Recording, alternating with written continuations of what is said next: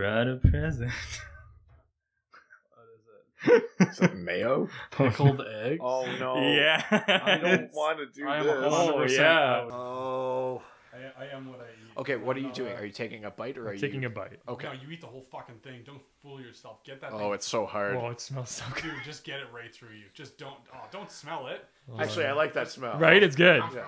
Get it in there. Ready? 1, 2, 3. Pretty good. I don't hate it. No.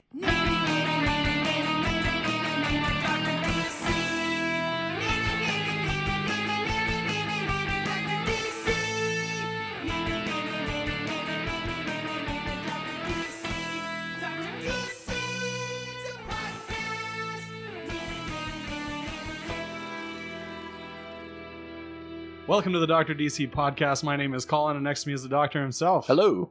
And as always, we're joined by producer Richard. Oh, hoy hoy. Each week, we talk about the weird and wonderful world of DC comics and movies while fielding questions from listeners like you. Well, in the brightest day, in the blackest night, all other podcasts tremble in fright. Because today, we have some very special guests. We're joined by our favorite American podcast about Green Lantern that also agreed to do our show. Please welcome Those three things. LanternCast. The best one about Green Lantern from America that agreed to go on this podcast. You guys are the best. Yeah. The guys from the LanternCast, Chad and Mark are with us. Hi, guys. Oh, hi, Mark. Hello. Hey. The other I'm guy Chad. is here. Yeah, and that's the other guy. Yeah, no, thanks for being on the show. I know you guys mentioned this on your show, but we've been talking about this for a while, so it's exciting that it's all actually happening. It's all happening. It's all happening. Yeah. Yeah, almost famous for the win. Nice. Yeah, exactly. That's my fault. I was sick for a while, so I had to delay the whole thing. So I apologize. I was going to let you get away with it, but if you're willing to own that, then I'll let you.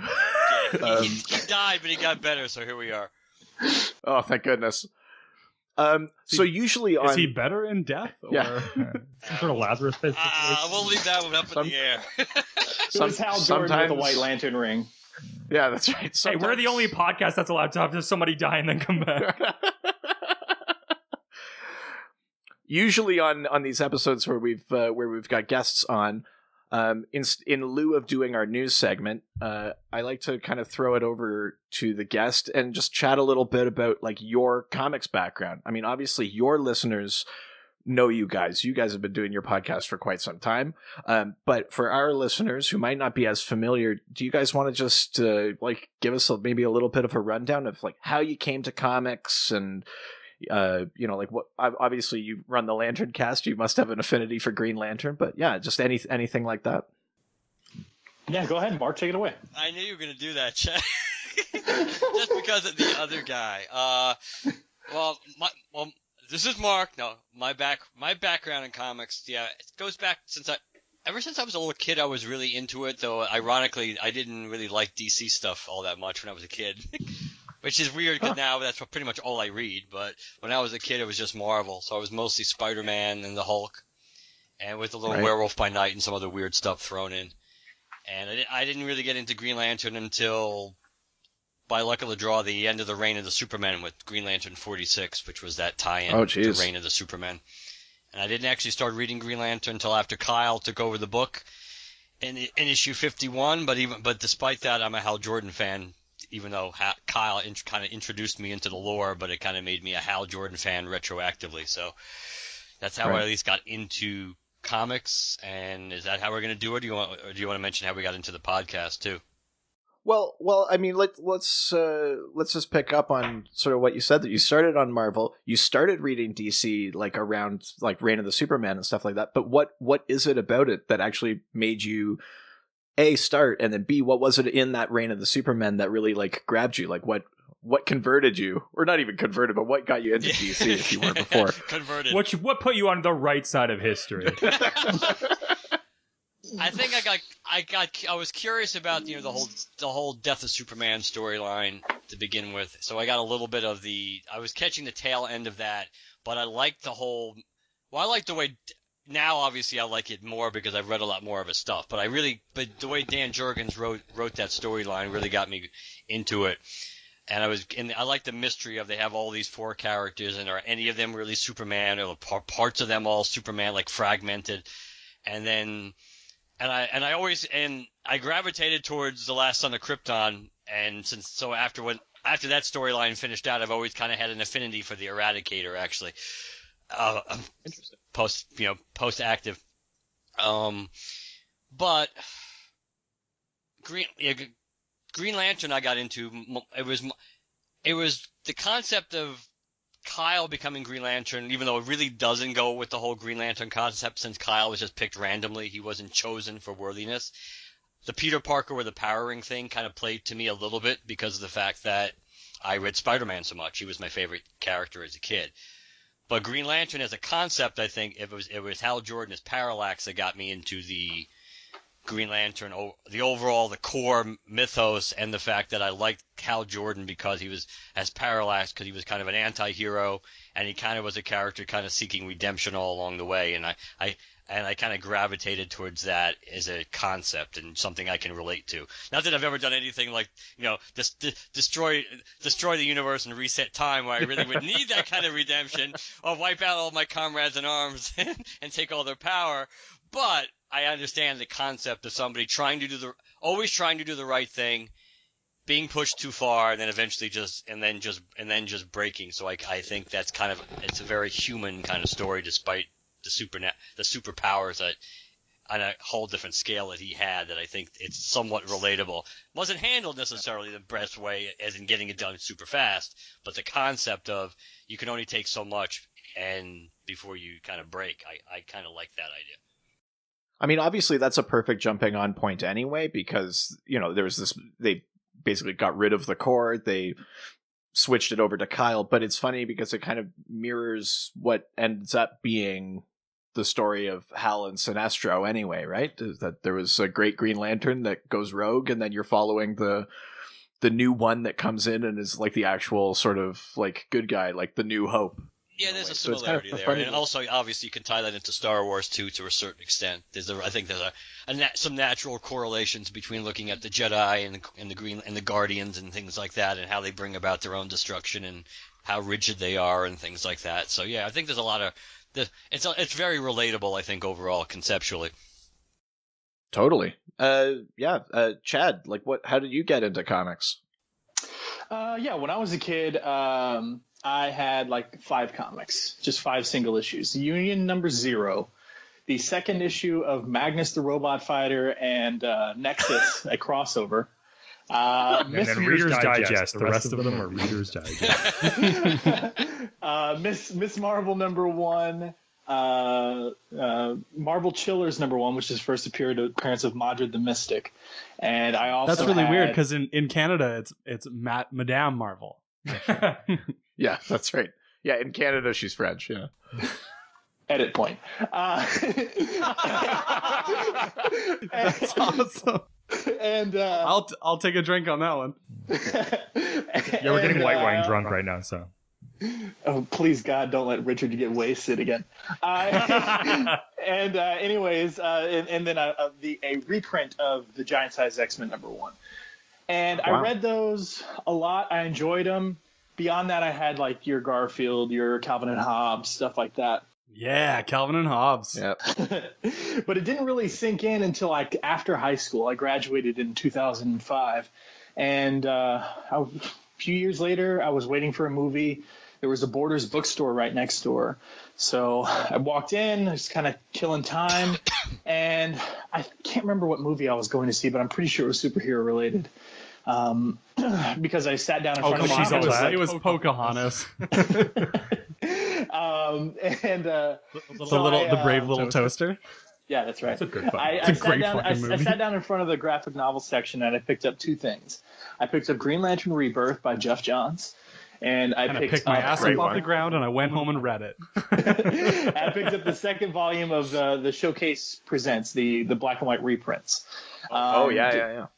And so I basically got the best of both worlds. I absorbed them both pretty rapidly, And then I found an LCS, and I picked up local comic shop, for those of you who don't know, and picked up the first Green Lantern related issue I could find on the shelves that had just recently come out. Final Crisis, Rage of the Red Lanterns, one shot. Oh, jeez. Oh, God. And from that moment on, I picked up every single issue of Green Lantern. And from there, I searched out a podcast. I was trying to found Comic Geek Speak, and through them I found a show called the LanternCast. Because, spoiler, Mark and I didn't found the LanternCast. We took it over after 5 years. Coup d'etat. Yeah. So in a way, you guys are the Green Lantern Corps to the previous Manhunters. Then. They took it over by force. I'll accept that. I'll accept that comparison. But no, I was a listener for a long time, and then I slowly had a segment, and then they brought me on as a I'm your co-host. podcast now. Yeah, that's right. And then I took it over maliciously and brought Mark on. Of course. And actually, this coming November, Mark and I will be doing this for 5 years now. Oh, it's your anniversary, your podiversary. Yeah. That's right. 10 years total for the show. So the LanternCast will be on the air 10 years, and Mark and I will have been doing it for 5. Happy Right, so then who's replacing you guys come November? That's what this podcast is about. Who's the third army? Despite how much, obviously, Robert Venditti and Tim Seeley and Sam Humphries have been trying to drive us into retirement, we're not going anywhere yet. Yeah, you guys have been pretty resolute. Yeah. Rage against the dying of the light, Chad. That's right. So why don't you guys? Yeah, I mean, there's a little bit of something in there. Obviously, there have been some recent Green Lantern arcs from the last few years that are a little tougher to swallow than others. So what is it about Green Lantern that got to you guys to the point where you do keep with it, where you do press through the tough times or the stories or the changes to the mythology that you don't necessarily agree with? What is it about the core of that world that keeps you coming back? Well, for me, I think a big part of it is I've actually, kind of come to this conclusion relatively recently. I've kind of taken a look at a lot of my favorite characters, Venom, Thor, Green Lantern, so on and so forth. And a lot of the things that these characters seem to have in common is they themselves aren't necessarily the power. The power is something that sort of happens to them. So being your atypical geek in school and not very popular and stuff, the idea of I don't have to be born under a red sun and immigrate to a yellow sun. I don't have to have my parents die in billions of dollars and invest mind, body, and soul into perfecting every ounce of my being. I don't have to be in Amazonian or struck by lightning or blah, blah, blah. I just have to be able to overcome the things that hold me back, and I could be a hero. Yeah, the mental fortitude, yeah. Exactly. I like that idea. I like the idea that, there's a line, Mark and I relatively recently, maybe I think recently just because I re-listened to that episode not too long ago, covered Emerald Twilight as a special episode. And, there's a line in Emerald Twilight, it's the idea that you could have anything you wanted if you wanted it badly enough. Right. Which kind of takes the whole dark path for Hal, but you can sort of twist that to a positive state. You save a city, save a world, save a sector, save just one person close to you. It doesn't matter. As long as you can summon the will to do it, it's possible. Yeah. And that's that basic concept has sort of kept me going. Mark, how about you? Contractual obligation. No, we have to read this for the show. But all kidding aside with that, there is a little bit of element of truth in that, because I don't think I would really give up on reading the books right now if I didn't have to do it for us to talk about. But it would be more tempting with the Green Lanterns book, honestly. And I think it might get, if I didn't really have to read it as much, especially that book, over time I might consider actually just letting it go by the wayside because of that. See, Hal, I have so much invested in Hal and everything leading up, and especially when they seeing with seeing what happened from, when I first jumped on board with him being parallax to being dead to being the Spectre to coming back in Rebirth, that and the characters in that book, I am invested in on almost all the main characters in that book. So I don't think, even if I'm not happy with the arc or the direction of the book, I don't think I would give up on it anytime soon. But I do think and Chad and I talked about this too back in the glory days when they were actually when there were like 4 books going on at the same time. That we thought about that too. That there were times in some of those books during their runs when it's like, if we didn't really have to read this, would we?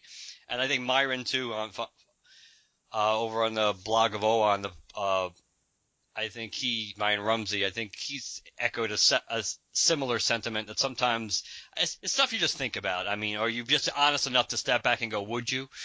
But much like Chad, I do have a lot of investment in the mythos, the concept and the conceptual background of the Corps and Hal and John and everybody else. So I think I'm loyal to a fault. So I think I would still keep reading, but it certainly hasn't been the easiest road to hoe, no pun intended, since Chad and I took over the podcast, which was pretty much right after Jeff Johns left.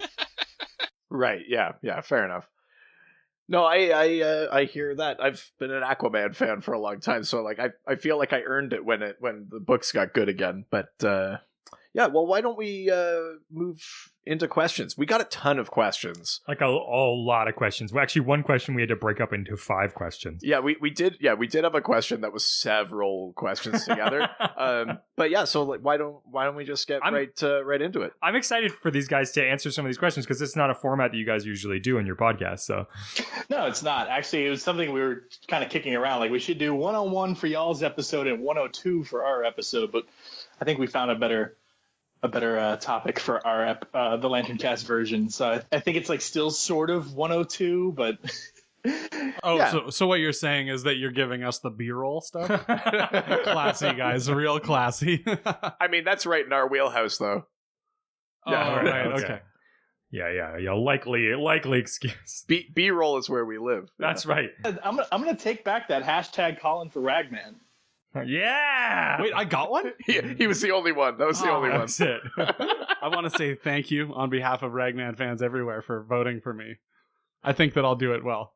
You shouldn't say thank you on behalf of Ragman fans. Chad is like the biggest Ragman fan. Yeah, he's the half.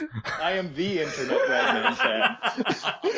Of the 5 Ragman fans, Chad's like 1 in 3. Yeah. All right. Take it away, Colin. All right, so we're going to go to Twitter with our questions. Our first question comes from Dave Rossi, and he says, what are the rules of the Green Lantern ring? Well, let's start with that. Do we just want to go like bit at a time? Yeah. No. But I think I broke it up, so it's just read the rest of it. It's okay. Okay. Is it a database of knowledge accumulated through the experiences of the Guardians of the Universe and the countless ring bearers that have lived over the millennia? And as such, you can access only those things within the ring's library? Or is it that the ring can create anything as long as the wearer knows the recipe of the thing that they'd like to create? Do you guys get that? I mean, there's a lot in there. Yeah, it's both. Yeah. It's both. Yeah. Boom, done. Next question. It's a database that has been accumulated over years. Has access to actually something called the Book of Oa, and the Book of Oa is depending on what you're reading, a literal book on Oa. I guess we haven't seen it, Mark. Would it be safe to assume it's on Mogo now, or they go back and forth? Did it make it? As we know, there's so many things that are on Mogo that really don't make any sense, considering since Oa was blown up, it's not like they were in the process of moving from Oa to Mogo. They just had no choice because it was left. Like the Citadel and all these things that miraculously are still. I was going, yes, if it does exist, maybe they had a backup, like in another pocket universe kind of thing. Yeah. But yeah, if it exists, it's got to be on Mogo with everything else these days. Yeah, so it's pulling from that database, the Book of Oa, the history of the Corps, and actually, depending on the stories you read, I doubt this is still in continuity. Maybe to some extent, but the Book of Oa actually has recorded stuff that happens in the future to the Green Lantern Corps. But it's also based on your own personal experience. I would assume that gets downloaded into the ring, basically your own vernacular. The same way Jessica Cruz recently has sort of trained her ring to speak her lingo. But as for the whole, the wearer knows the recipe of the thing they'd like to create. Yeah, is it like the fire? Is it like the Firestorm Matrix where because we know from Blackest Night when the whole Deathstorm thing was happening, he actually had to like look for the chemical composition of salt in order to turn Jenny into salt. Does the same thing apply for Green Lanterns? No, this kind of goes to something else Dave asks a little while later about kryptonite and nth metal. It's like the ring can't create stuff. I mean, they're hard light constructs. That's the way they. Motherfuckers ahead of the questions.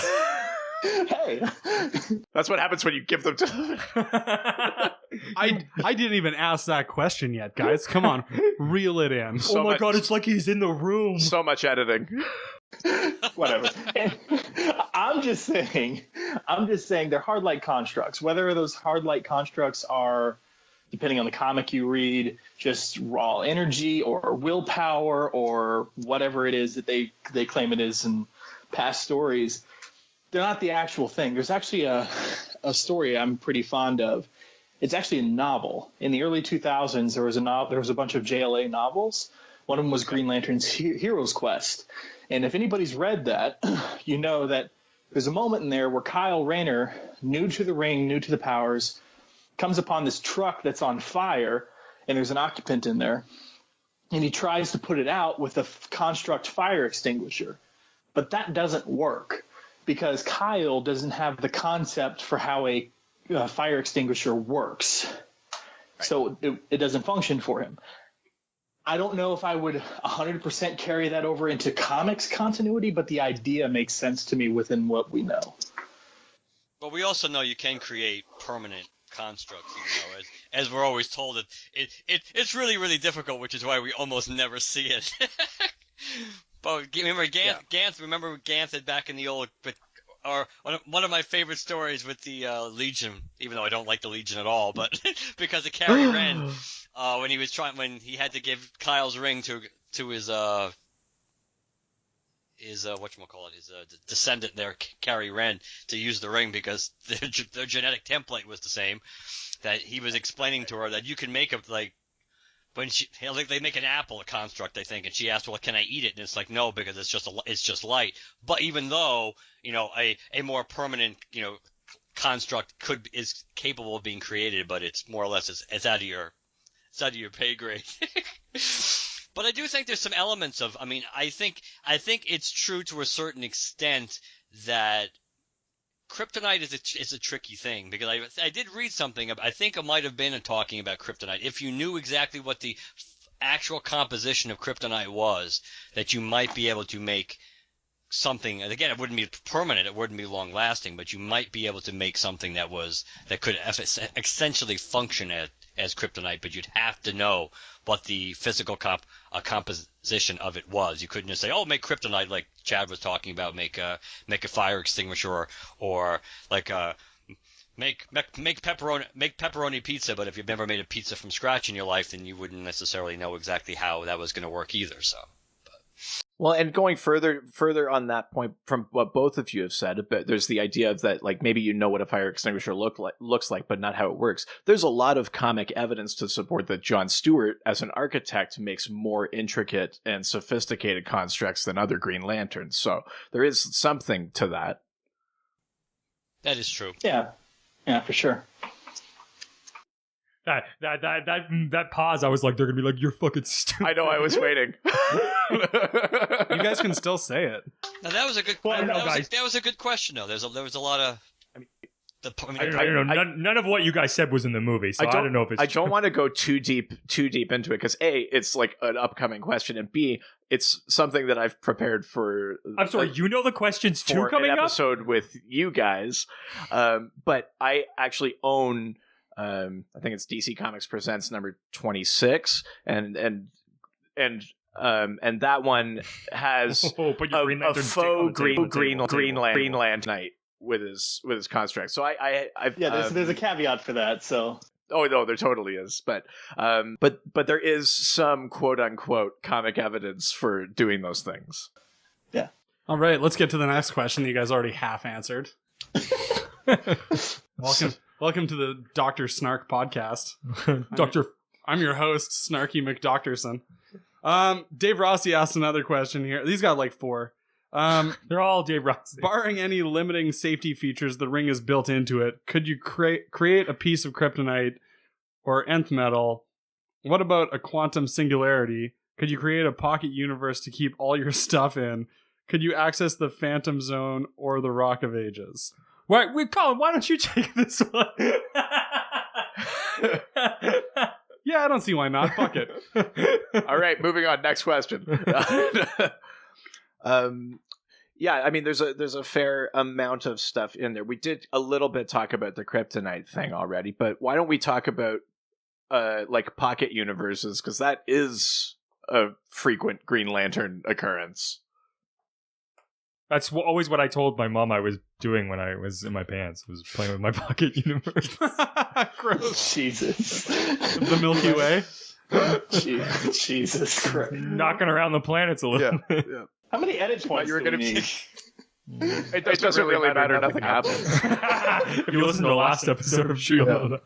So why don't you guys, if you've got something about like pocket universes or anything like that, or about maybe the safety features of the ring, because that is kind of part of that question. Does it have child locks on?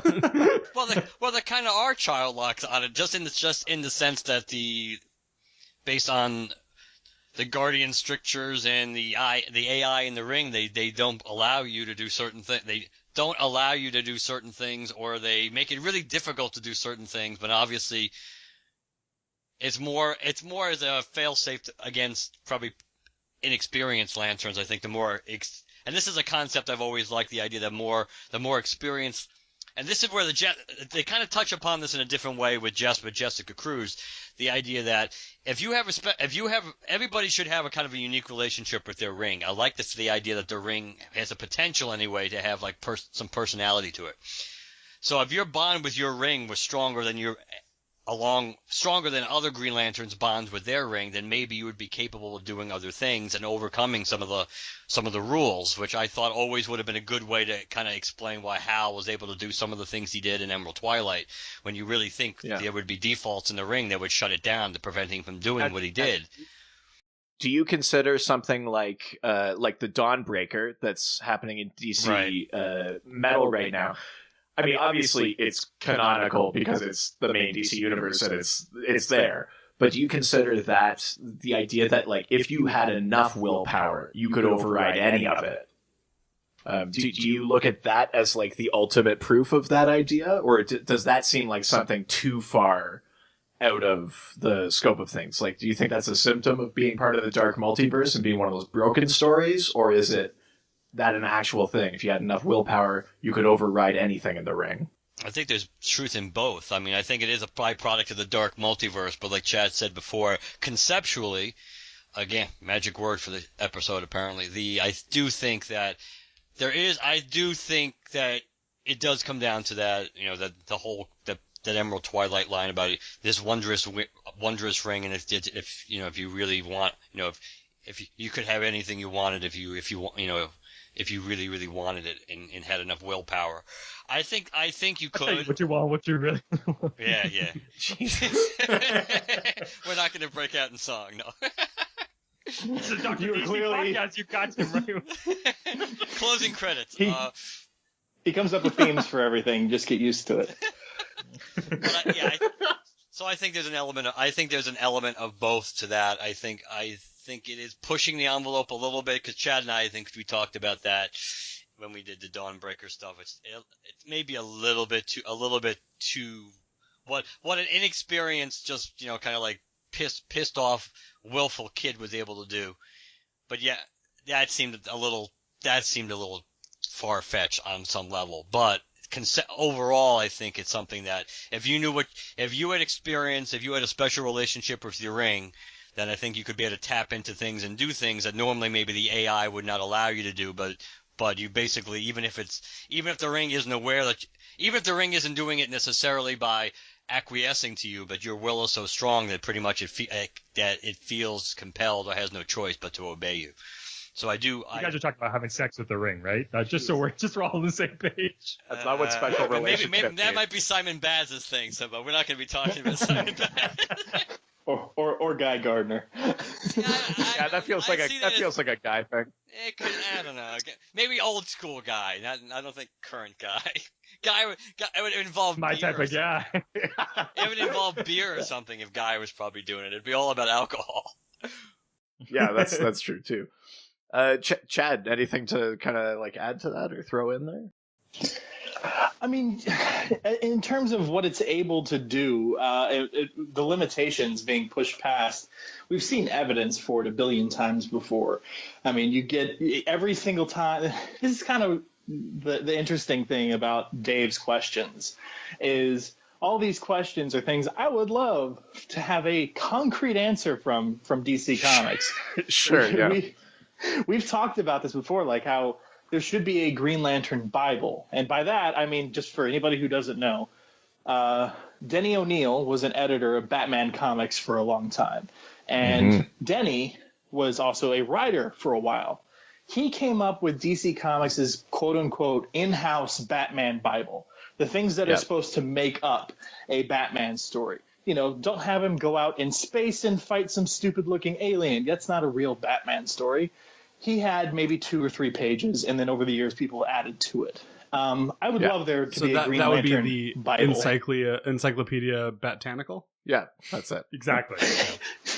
So I would love for there to be a Green Lantern Bible. Not something so rigid that we can't discover new uses within the confines of what we already know, but something that gives us some sort of structure. He mentions the Rock of Ages here and the Phantom Zone. Personally speaking, I say yes to one and no to the other. Phantom Zone, yes, it's science. It's another dimension. The ring is capable of going into pocket universes. I don't see why you couldn't access the Phantom Zone.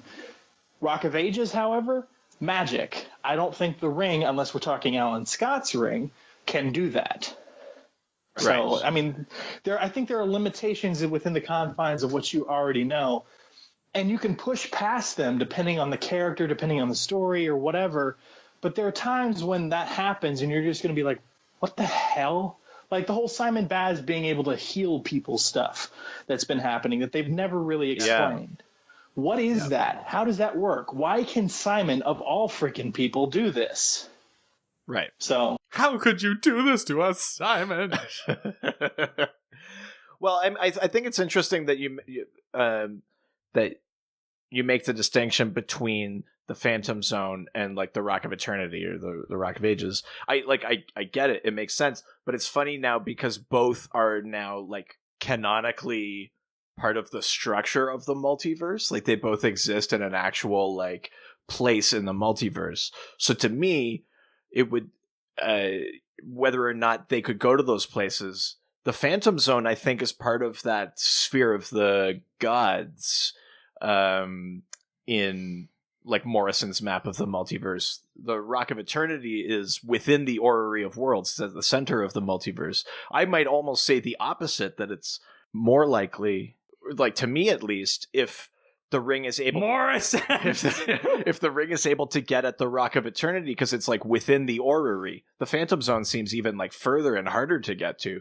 But because they've never like really addressed it in this like post multiversity sort of era with an actual concrete map, it's hard to say, right? yeah, I would agree with that. And this is why we need a Bible. This is what I'm saying. Welcome to the conversation. Yeah, exactly. Yeah. No, that's awesome. Colin, hit us up. This is me. Dave Rossi again says, Again? No, I don't believe it. when you need to call on your lantern to charge the ring, where is the lantern exactly? Can you access it from an alternate dimension or different timeline? Is it always available? Well, is it always available? I know they've used Pocket Dimension as like the throwaway excuse for Lantern before. I think in the old Silver Age, didn't Hal just keep it like in a physical place, like in his apartment or in his locker or something like that? Yeah, he kept it in the locker at Ferris Air. Yeah. They kind of So- moved away from the pocket universe, right, Chad? For the batteries, anyway, because they did that whole storyline in Green Lantern Corps where we kind of found out what the pocket universe really was. Well, they did it relatively recently in the Hal Jordan and the Green Lantern Corps sort of crossover stuff with Superman.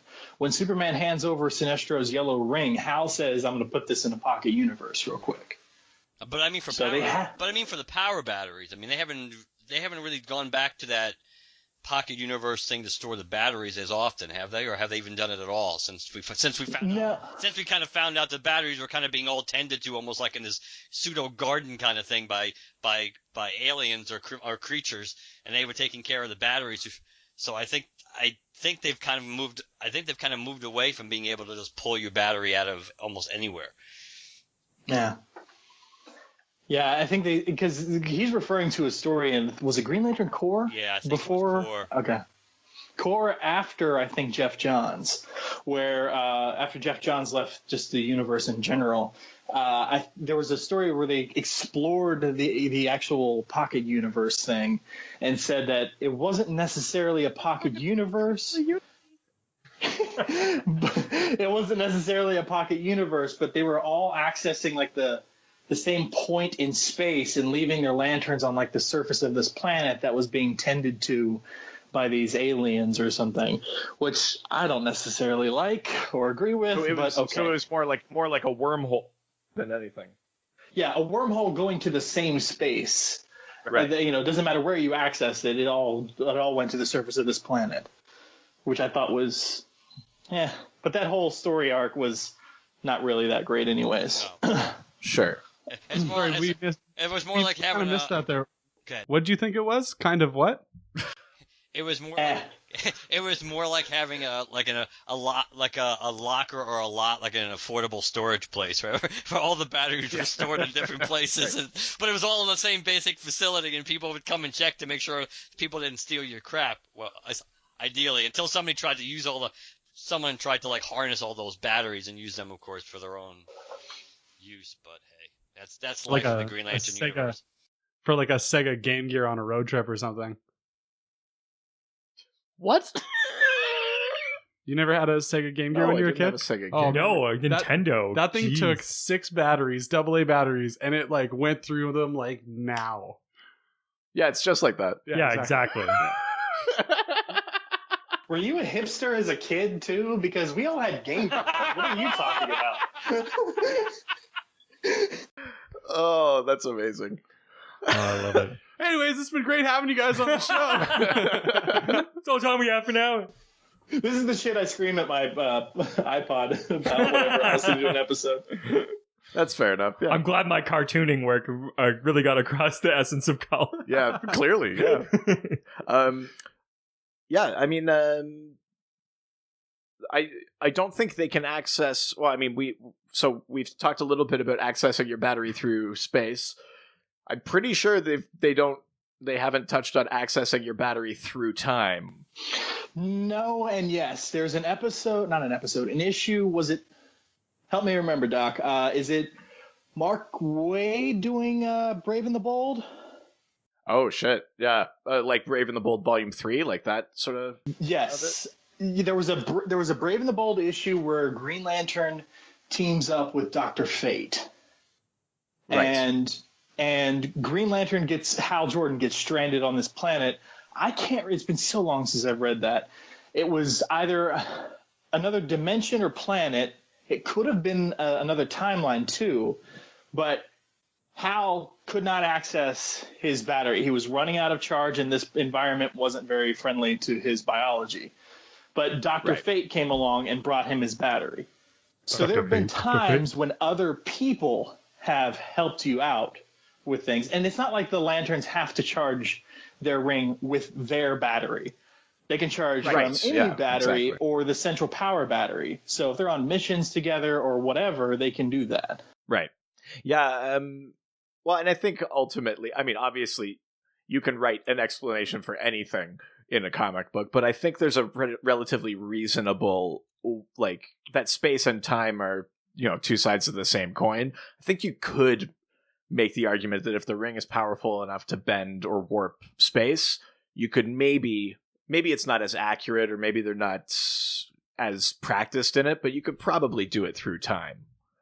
But it might be one of those, a special skill or something that you might take a certain degree of expertise or something like that. Or like Barry running with the Speed Force, where he can technically run into the future without the treadmill, but it's not as accurate. He can't guarantee where he's going to end up. Which actually leads into the next question from him. Ooh, segue. Colin. One step ahead. I think we found a new co-host. I'm going to take over this one too. We can negotiate Chad's release anytime you want. As long as I get a hefty severance. This is the podcast eater. They just gain every 5 years. They grab one more podcast. I like that. Well, folks, I've really enjoyed my time here with you at the Dr. DC podcast. It's put years and years and years on my life. I will now be going to retire and play golf in Florida. Is Florida still there? You're really the Obama yes, Florida of still podcasters, exists as a aren't you? physical space. Really? No. Oh, okay. No. All right, what do we got next? So one more question, the segue question that I just put a fence in front of. What about more abstract things like speed? We've seen lanterns travel faster than light and use wormholes. By that measure, couldn't they will themselves to move so fast they would appear instantly at any location or occupy more than one location at the same time? Travel in time either forward or backwards. Okay, so let's address that specifically then. We've talked about wormholes and things like that. How come Green Lanterns haven't mastered instantaneous travel? What's our favorite word, Mark, to see? Transliminal space.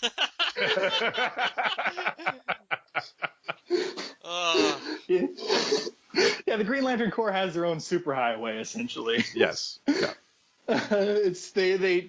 Don't ask us to explain it. It's worded transluminal space. Because Speed Force. Yeah, it's Green Lantern's version of because Speed Force. Yeah. It's interesting though, because they're pros and cons to this. Because of the segue we mentioned earlier, there's a moment in Blackest Night where a ring is chasing down Hal and Barry. Hal can't get away fast enough to get it, so Barry tells Hal to throw him a construct chain. Barry grabs it and speed forces them 2 seconds into the future. The black ring can't find them; it goes dead. Hal can't do it. He needs Barry's help to do it. Yeah. But then there's this more recent story Mark and I covered not too long ago, where Hal is flying a construct jet through space, chasing down, what was his? Was it Ray? The Ray?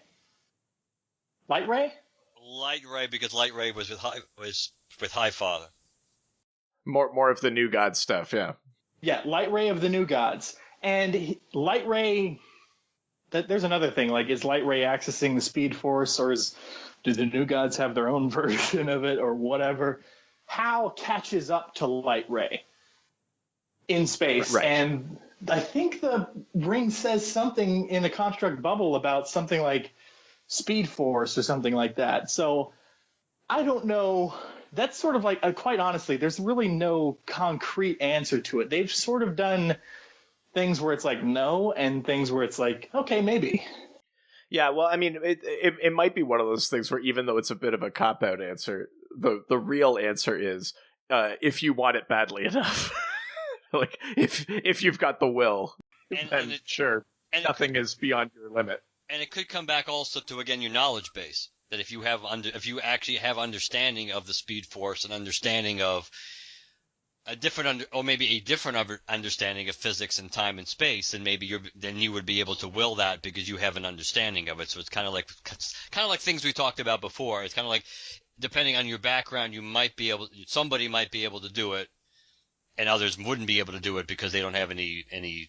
There's just nothing in their background.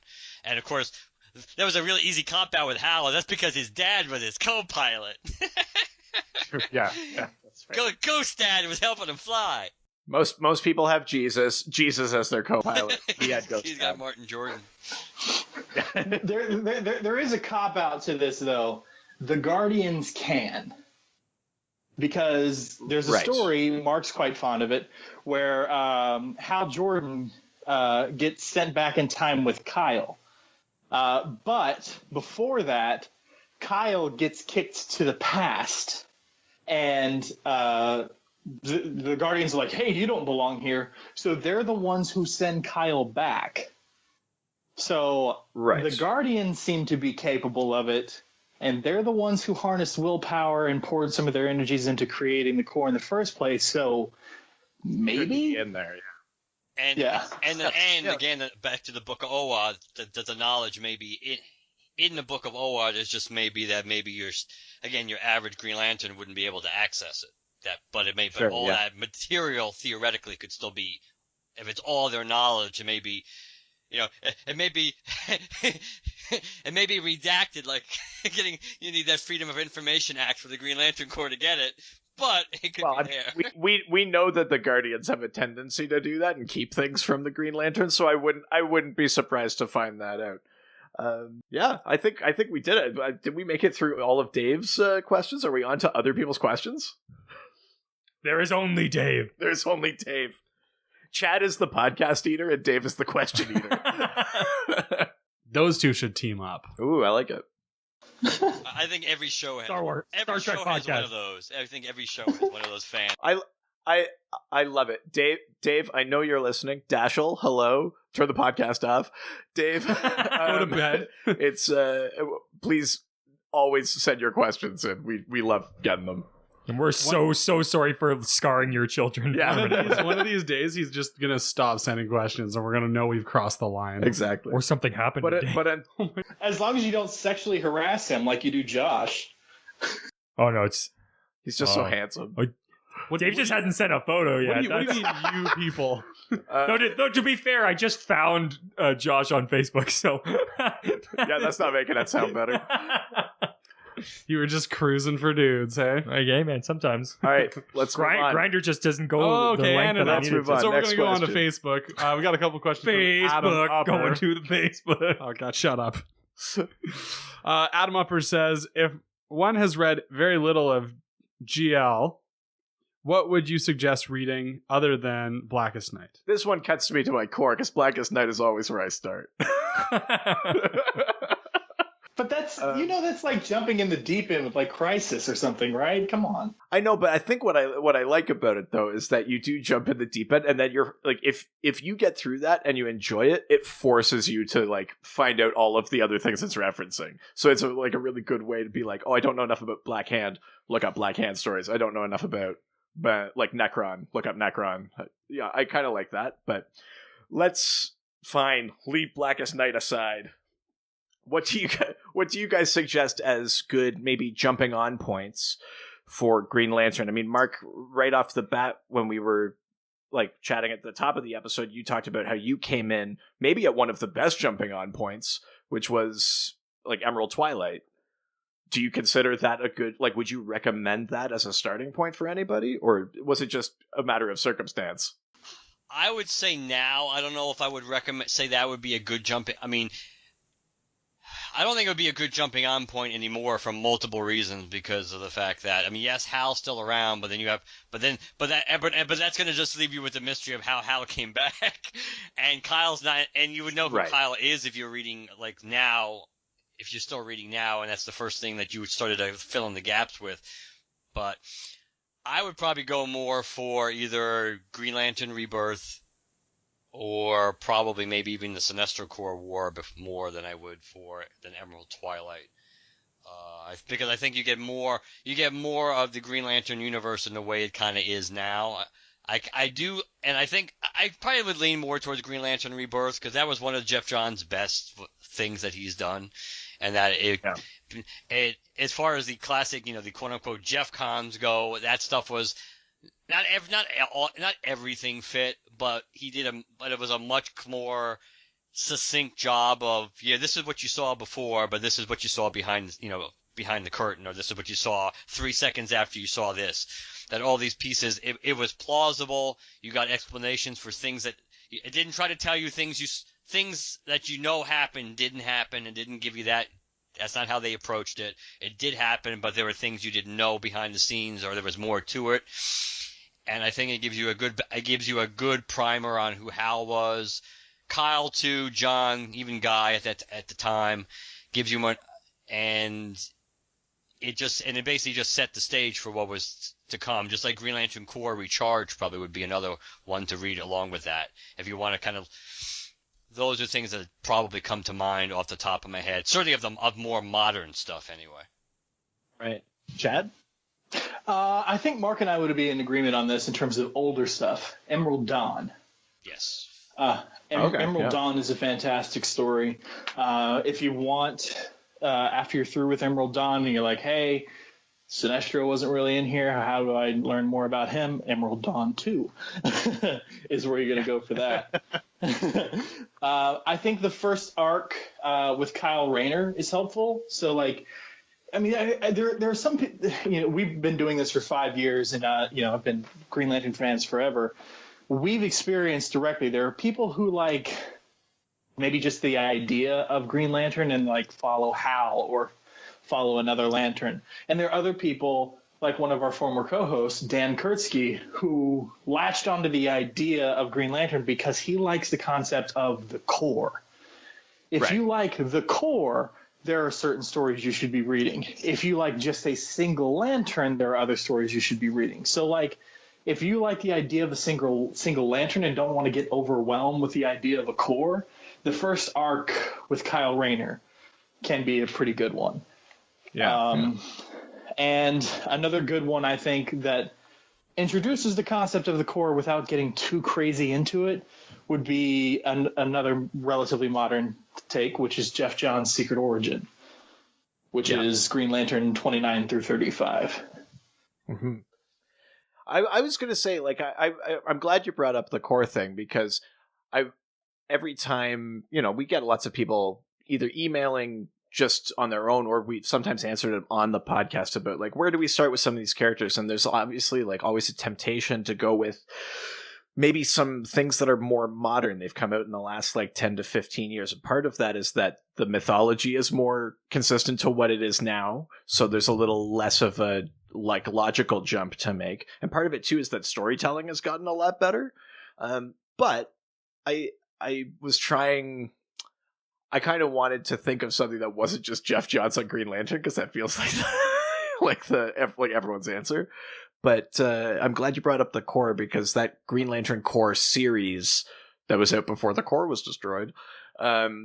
Actually, I think that's like an interesting way to get to know characters that like Green Lantern fans know them in and out. They know Arisia, Kilowog, Boudica, like all these other sort of side lanterns. But if you're just ignore it. Exactly. Hell yeah. But if you're just jumping in, it's hard to get to know all of those supporting characters. There's so many of them, right?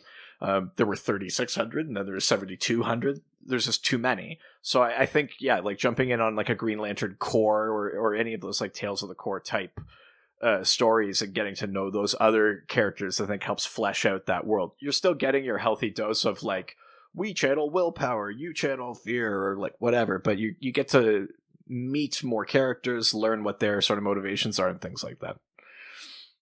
I know it's the thing that interests me as I go back and read more and more older Green Lantern material. I like the core stuff. Are we ready to move on to the next question, guys? Sure. Ooh. All right. So, MFK, Hal Jordan, Sinestro, and Kilowog. Motherfucking K! You know it. Say it. Do you actually not know, Colin? No, I don't. This game is called Marry, Fuck, Kill. Oh, okay. So, actually, well, here, before... Colin, you know the game Marry, Fuck, Kill, though, right? Colin only knows the middle part of that game.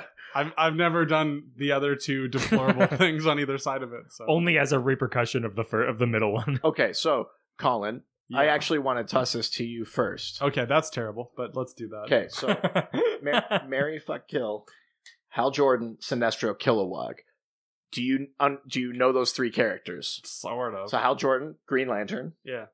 Sinestro, bad guy, mustache. Okay.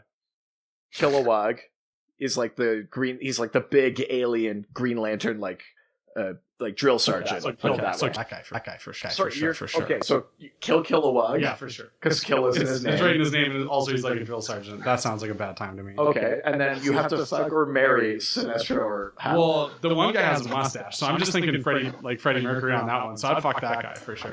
Okay. So you marry Hal Jordan? Yeah. He's got a strong name. Christian name.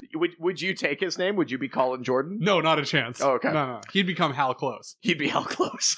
Okay. Interesting. No, dude, it's 2018. We can both keep our last names. Well, let's save informed answers to the end. Richard, what do you... I think Colin's the type to hyphenate. Yeah. My breakdown on this is right. great. Yeah, you could be Close Jordan. Nah, I couldn't do it. Okay. I couldn't do it. Richard, marry, fuck, kill, Hal Jordan, Sinestro, Kilowog. Okay, I'm gonna have to say Kilowog is gonna be Mary. Because Okay. on those cold nights, I have that big strong arm around me. Sure, yeah. I feel like that. He feels like a cuddler. Yeah. I'm just gonna say. He's a drill sergeant. Yeah, I know, but you know those hard shells always have a really soft center. You guys are gonna have single Right. beds on other sides of the room. He's not touching Like the them. honeymooners. Yeah. and then To be fair, Kilowog does have a heart of gold, so he's on the right Boom. track there. Yeah. Yeah. boom, knowledged. Heart of gold. His bed probably feels the same. I'm gonna definitely fuck Sinestro. Okay. Fuck Yeah. Sinestro. Because I mean, I like me a bad boy. Okay. Right. And then I mean, Hal Jordan, you gotta kill him because I mean, it's fuck Hal Jordan. Okay. Wait, Interesting. do you want to fuck him or kill him? Both. You want to fuck him to death? Yeah. Exactly. It's right, metaphorical. I think I would say, okay, here I'll give my answers, but I'll also give the reason why I don't think they would work out. I would also say Mary Kilowog because he's got the heart of gold, Right? But he also like lost his family, didn't he? Like Bolivac's Vic, so was he destroyed. wants it, so he needs So it. he's probably got some he wants it PTSD or so night bad. terrors. Like I don't want him to kill me in my sleep. Yeah, but I mean, we all know that you love. You gotta kill him to first. fix something, right? You gotta kill him You first. love a relationship you need to sort of fix. No, that's not true. Jesus, Why did you start this podcast? Stop getting me in trouble. Sinestro, I think you have to kill Sinestro, but where I think it would go wrong is that Hal thought he killed Sinestro, but it was just a construct. So I think I would never be sure that I actually had done it, and I would live with that fear, which is just what he would want. And then you fuck Hal Jordan, but then he doesn't call you again, and then you feel bad. So like that's my choices, but I don't think I'd like any of them. You couldn't be like I couldn't find a phone because he could just fucking make one, right? So Well, exactly, Yeah. right? Okay, guys. I'm going to let Mark take it because we have the same answer for this because we discussed this. Okay, but does this mean that you guys are doing this like at the same time? Like you'll both marry someone, You or both will fuck. individually? No. you That would be marry bigamy. at That the same doesn't time? work. Okay, no. Mark's answer specifically for Kilowog I think is hilarious. So I'm just going to let him roll with it. If you guys want to do like a whole big love thing, I'm into it. All right, let's hear it, Mark. You've got the big answers. Okay, so I would marry Hal. I would fuck Sinestro. And even though Kilowog is certainly he is marriage material, probably more than Hal on some basic level, there is a certain anatomical incompatibility that probably exists with Kilowog. So you're gonna have to you would have to be stocking up on lube by the quart and doing a lot of prayers, probably. Well, yeah, but here's the question: if the game is marry, fuck, kill, is the implication that your marriage is sexless because you? I guess you could make that. Case. I think it's just obviously just more of an inherent connection between the two. Yeah, There's more than I think just that's fucking, fair. pretty much. I guess is the point. Yeah. But since you're marrying and fucking, you assume it's a novel idea, but you assume both involve sex at some point. That unfortunately, as much as Kilowog's a nice guy, I think I'm gonna have to leave him out for that reason.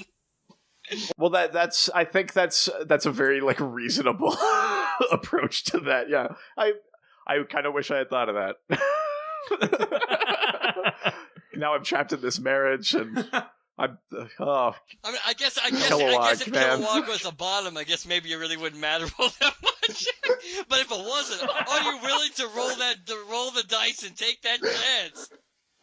Oh, well, and if you want to be like a loving partner, you have to give as good as you get. Wait, you? Yeah. That presents been bottoming challenges. this whole time. Should we move on to a less that kind of question? Because your answers are the same, Chad, just without the colorful explanation. I didn't want to steal Mark's thunder by like taking his joke, so I was like, I'm glad that we saved Mark for last on that one because I think that was the exact right the other answer. guy wins. So. This is like whose line is it anyway, where the points don't matter. Yeah. Thank God. So Josh Gill says, favorite, least favorite, non-lantern to wield a ring. Who do you want to see wield a ring? Any or all spectrums that hasn't yet? That's a good one. Do you guys have one in the chamber that you like, someone you've always wanted to see wield a ring? Oh, on that part specifically, yeah. Not always, but it's actually been inspired by something. Was it Richard? I think Richard, you said this. The idea of Adam Strange working with the Green Lantern Corps. Because he's got that 60s space vibe. He's got the little ray gun. Like, I don't think I'd make him a permanent member, but I see like a really cool 6-issue mini where like Adam and I think Hal's got too much exposure, so somebody else. Adam and one of the other Green Lantern Corps members teams up and does something. I really personally have no interest in Ran, so I don't want to see it take place there. Maybe like an issue or two, but like I think it'd be really cool to see that, especially considering where, the Hal Jordan version of Green Lantern was created. He's, a Daredevil test pilot. So the idea, and they sort of introduced the whole space race sort of stuff in there too. So the idea of those two concepts meeting up in a more classic rendition of both of them would be awesome. Yeah, totally. Is there and then sorry, the other half of that too. I didn't mean to like exclude the other half. Is there some like a non-Lantern Corps member who's wielded a ring that is like your favorite? Yes, it's going to sound like a cop-out, but not as much of a cop-out as the answer. Batman. Okay. Superman.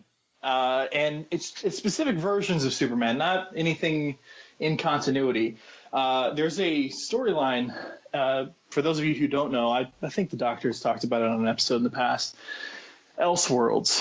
DC Comics has Elseworlds titles where it's almost like Marvel What If, but not just one thing has changed. This is a whole nother universe where something else has happened. And the concept with Last Son of Earth is instead of being rocketed from Krypton to Earth, the reverse happens. Yeah. Kal-El is rocketed from Earth to Krypton.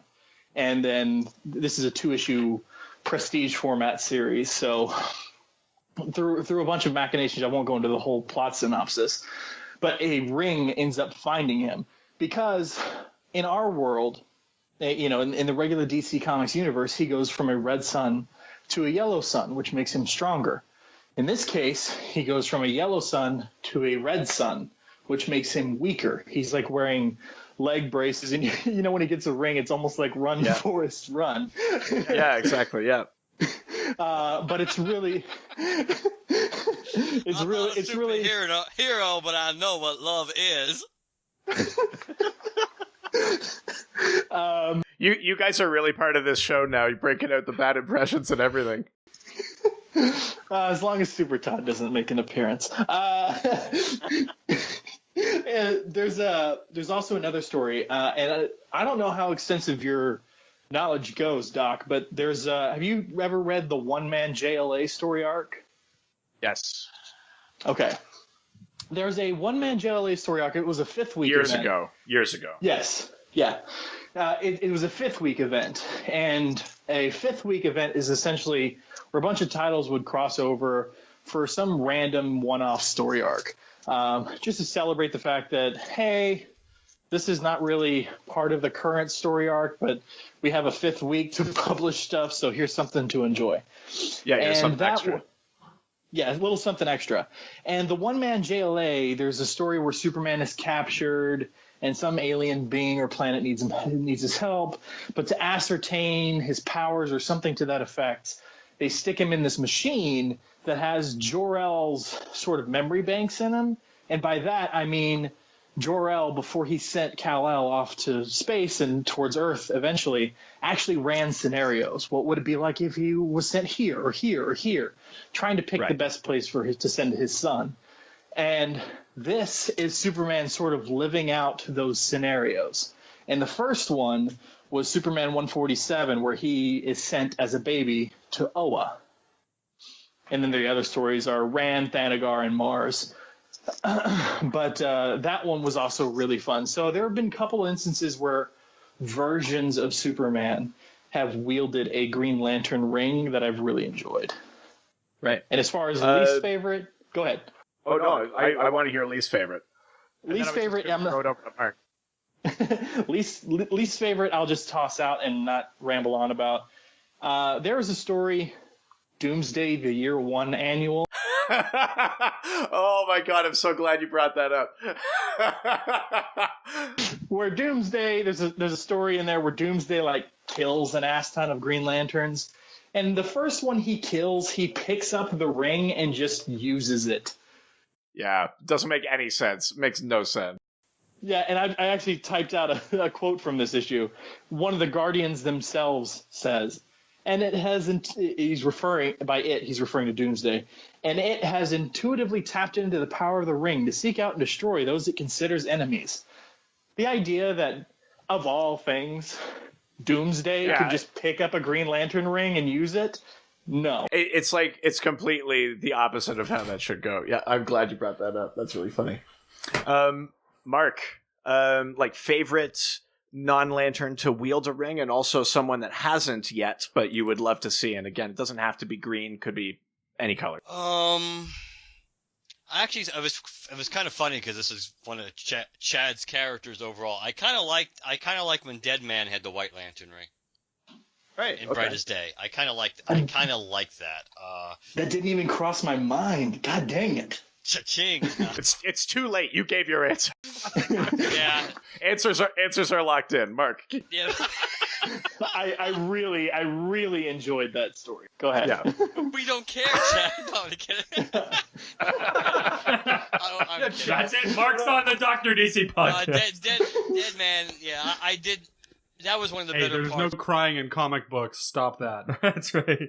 That was one of the better parts of Brightest Day, I thought, because up to that point, we really, other than a brief moment in time in Blackest Night, we hadn't seen anybody for any extended period of time be able to really wield a White Lantern ring. It was only temporary, and that was mostly because it related to the entity at that point, having the entity in them. Or the entity spreading their power out through different people. So this was a rare example of just, of just being able to wield the ring, and you kind of got an idea what the White Lantern power could do. As far as people who haven't, I mean, I would like to see Doomsday with a red ring, because we still haven't seen that, right, Chad? That makes a lot more sense than the green ring. Yes, the red Doomsday would be natural with the red. So I would like to see that. I was thinking about going back to my Reign of the Superman roots. I'd like to see the Eradicator with a ring, but I'm not quite sure which one would be other than Will, because he's pretty emotionless. So if it wasn't going to be Will and it wouldn't be Rage, it certainly wouldn't be Compassion, and it certainly wouldn't be Hope. So, yeah. But I would kind of like to see, which is somewhat cheating, but it's still in the same conversation. Because so many people, we just assume that Hal Jordan has wielded every single power ring because of the whole Blackest Night and when the figures came out for Comic-Con and everything. But he really hasn't. So at some point, I would kind of like to see Hal Jordan at least temporarily wield one of every color. And I also wouldn't mind seeing Parallax Hal Jordan, as in like the Convergence Parallax, having all the power rings at one point. I thought that would. So that would kind of, or the Phantom ring. The Phantom ring, I guess you could. That would be, the next best thing, just having one ring that you can do everything with. I think one ring to rule them all. That's right. Yeah. I think my favorite person who has wielded one, to me, it's got to be Lex Luthor with the orange ring. It's such like a brief moment. It's not super delved into, but not only was he kind of like the perfect choice to be deputized into the Orange Lanterns, but I love what it does to him. Well, I mean, it's that kind of like funny but also sad moment where the Scarecrow is loving, like he finally feels like emotion again. He's finally causing fear in people, and then Luthor takes his ring from him. But I loved that idea of there's something that's I find like disconnected with Larfleeze, like maybe because he's this billions of year old alien. Like, yeah, fine, he exemplifies greed, but I find it hard to connect to Larfleeze. Luthor is a very like human version of greed, and then when he gets that ring, then you see it propel him into that sort of like universal hunger, like where nothing is good enough for him. And even after he loses that ring, you sort of see its effect because he goes on a whole crusade after the power of the rings again, and ends up becoming a bit of. And he ends up becoming a bit of a cosmic being, and then even then he can't let go of his own. If you can consider like his jealousy like a possession, he can't even let go of that. You know, in maybe an act of greed of Superman to actually give the entire universe peace and happiness. I think that's Action Comics 900, and he refuses to even give that up. So Lex Luthor to me was like the ideal Orange Lantern that way. Hey, weird question. How many lantern rings are there? Like colors? Yeah, in total. So there's red, orange, yellow, green, blue, indigo, violet, white, and black. So there's 9. Oh man. Then there's then we have the Phantom Ring. Well, but the Phantom Ring just channels the other 9, though, right? That's true. And you just what would happen if you wore all of them at the same time? Would you win a Super Bowl? Well, what happened when someone wore all of them at the same time? Kyle Rayner effectively did that.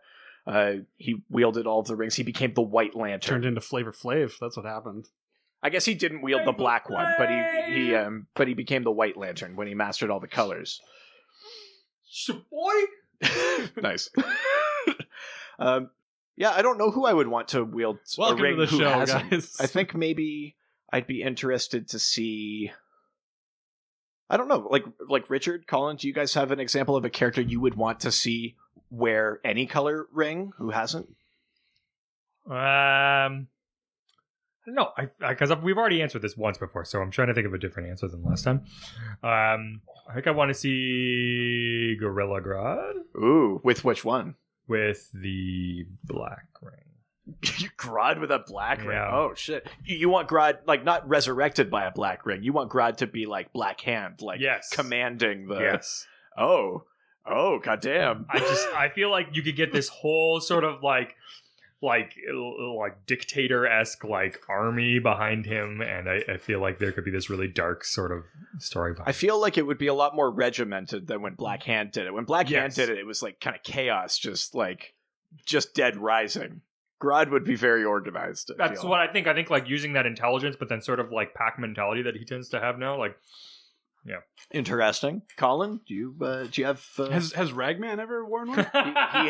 He has not. I'm just saying, stick He to has what not. you know. So which one do you give Ragman? I don't know which ones are which. So Give him the white one, I guess. I don't know. the white one is life. Yeah, sure, give him that one. Bring him to... If anything, we know how much you love white power. If anything, Ragman. No. Ragman makes sense with either It's a not that white. kind of podcast, dude. I think Ragman makes sense with either a white or a black one because he has all those souls trapped in his suit. So He has ties to the Black Lantern Corps. There was an issue of it was a spinoff. It was Tales of the Blackest Night. It was a single Untold Tales of the Blackest Night, a one shot. Sounds like a Crypt Keeper kind of thing. Yeah, well, it was just stuff that I guess didn't really make it into the main series. Like there was like the Rainbow Raiders and stuff like that. Right. Suicide Pact or some crap that happens right before Blackest Night, which was hilarious. But there's a moment where one of the Rainbow Raiders, or well, there's a moment where a shit ton of black rings descend on Rory Ragman, and yank every single one of the souls out of the patches of his suit, because Right. the patches of his suit hold the souls of the people he's vanquished.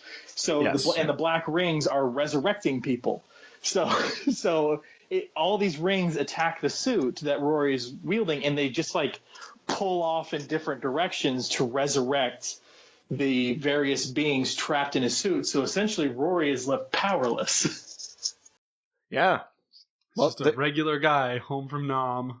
That's right. Yeah, well, there you go. Boom. That's what happens when Ragman encounters the world of lantern rings. So what about you, Doc? Oh, yeah, I guess I still haven't fully answered that, eh? I guess I would be interested to see... I know that Hawkman has ties to the Star Sapphires because... See from Black Hawk Island. because the original skeletons of Prince Khufu and Princess Shayera were in the Star Sapphire Central Power Battery, but I think I would be more interested in Hawkman with a Red Lantern ring. I mean, like, he's kind of got that sort of brutish anger in him. But what I think would make that the most interesting is the fact that he does have that tie to the Sapphires too, and we know that those colors don't particularly blend. We know that from looking at how Mira gets unred lanterned during Blackest Night. But I think I'd be interested to see that sort of struggle or that sort of power dynamic between the power of rage and the power of love in Hawkman. I think you could make an interesting like 6-issue story out of that. He could become like a murderous rage based on his love. Well, I mean, and there's something in that. I mean, the Star Sapphires have like a particularly violent history, and their emotional entity, the Predator, is like not pleasant. But yeah, I think it would be neat to see the two colors, doing the same thing there. Yeah, I smell a Valentine's issue. Well, during War of the Green Lanterns, Parallax is tossed back into the Central Power Battery, so anybody wearing a green ring becomes like sort of mindless and slave to Krona, who's behind this whole thing. So the main Earth Lanterns, Kyle, John, Guy, and Hal, slip on other core rings. Guy wears both red and violet at the same time. Oh, yeah, there you go. Yeah, so he freaks out. He basically gets like super rage powerful because he's like, someone's attacking the core and I love the core. Right. Yeah, that's kind of how that all worked out.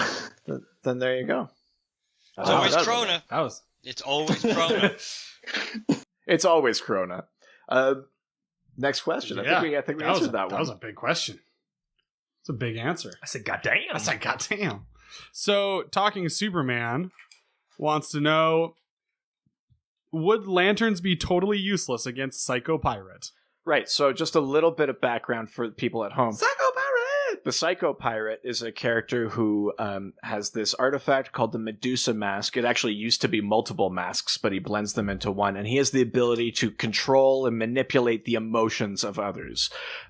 He was sort of instrumental in the original Crisis on Infinite Earths, and also then later in Infinite Crisis, but that's effectively his power, is like emotional manipulation. So him too? Since the lanterns work using the emotional spectrum, guys, what do you think? Is the Psycho Pirate like the ultimate lantern enemy? Go for it, Mark. Oh, sure, Chad. Well, I'm only kidding. I'm pondering, because this one I've been pondering for a while. This one I've kind of thought about. I think we know, based on a lot of things we've seen, that basically the key to neutralizing Green Lanterns oftentimes is basically it's to interrupt the connection, or like on a neural level, between the bearer and its ring, and anything that can disrupt that, just like we just saw with the controllers, pretty much using this vibrational technology, which more or less literally was scrambling their brain and preventing Guy, Hal, Kyle, and John from being able to focus. So then they couldn't really use their rings if they couldn't focus. So if you can manipulate somebody's mind, if you can play games with them, and just like we've also seen this recently with Baz, with having in the last story arc in Green Lanterns, which as at the moment that episode has not come out, but Chad and I did record it already. That whole story arc with Green Lanterns on Angara, that Simon pretty much becomes almost neutralized too because he becomes emotionally unbalanced because of people playing head games with him. So I think as a general rule, I think someone like Psycho Pirate would be very, very effective against the majority of Lanterns. Probably the very strongest of the Lanterns, and not just Green, but probably the strongest members of each corps probably would be able to put up a decent fight against that power. So I wouldn't say that it's like a slam dunk that Psycho Pirate could absolutely 100% take out all the Lanterns at any given time, no matter what corps. But he probably could do a lot of damage and take out the majority because of the fact that his power would be enough to weaken their connection to their respective rings. Damn. Respectfully. Yeah, there's precedent for it though, because in the Blackest Night Superman miniseries, Kal-El, Kal-L, not El, he's the Earth 2 Superman, is resurrected to fight against Clark Kent and Connor Kent in Smallville. And one of the other lanterns Black Lanterns that's resurrected is Psycho Pirate. And as a Black Lantern, he uses his power to like disrupt and make people go nuts in Smallville, as well as uses that power on Connor Kent, so he attacks Superman. And I think I agree with everything Mark said, but there's one. And speaking of Superman, Psycho Pirate has a kryptonite. It's kind of twofold. One, he has no power without the mask, and two, he's insane. Like, when he wears the mask, voices are talking to him. He is unstable. So you could play mind games with... He remembers the original Crisis, too. Yeah. Like, he's got a lot going on. And when Jim Carrey wore it. So. Somebody stop me! Oh, man. But I love that movie. Anyways... no, he is unstable. He hears voices, and you could easily manipulate him by saying just the right thing. You know, he will turn his attention elsewhere at the drop of a dime if you say the right sort of thing and trick him into doing things. So if he had more control of his mental faculties, I would say absolutely formidable, but he can be easily distracted. I think I agree with you there. I don't think that what's his name, Charles Halstead. Like, I don't think the Psycho Pirate is the threat, but I think the Medusa mask is. If you had someone with, I mean, you hate to always throw him in and like treat him like he's godly, but if you threw someone with the mental discipline of Batman in the Medusa mask, I think it could cause some serious havoc for Lanterns. For sure. Toads. Psycho Pirate. Next question.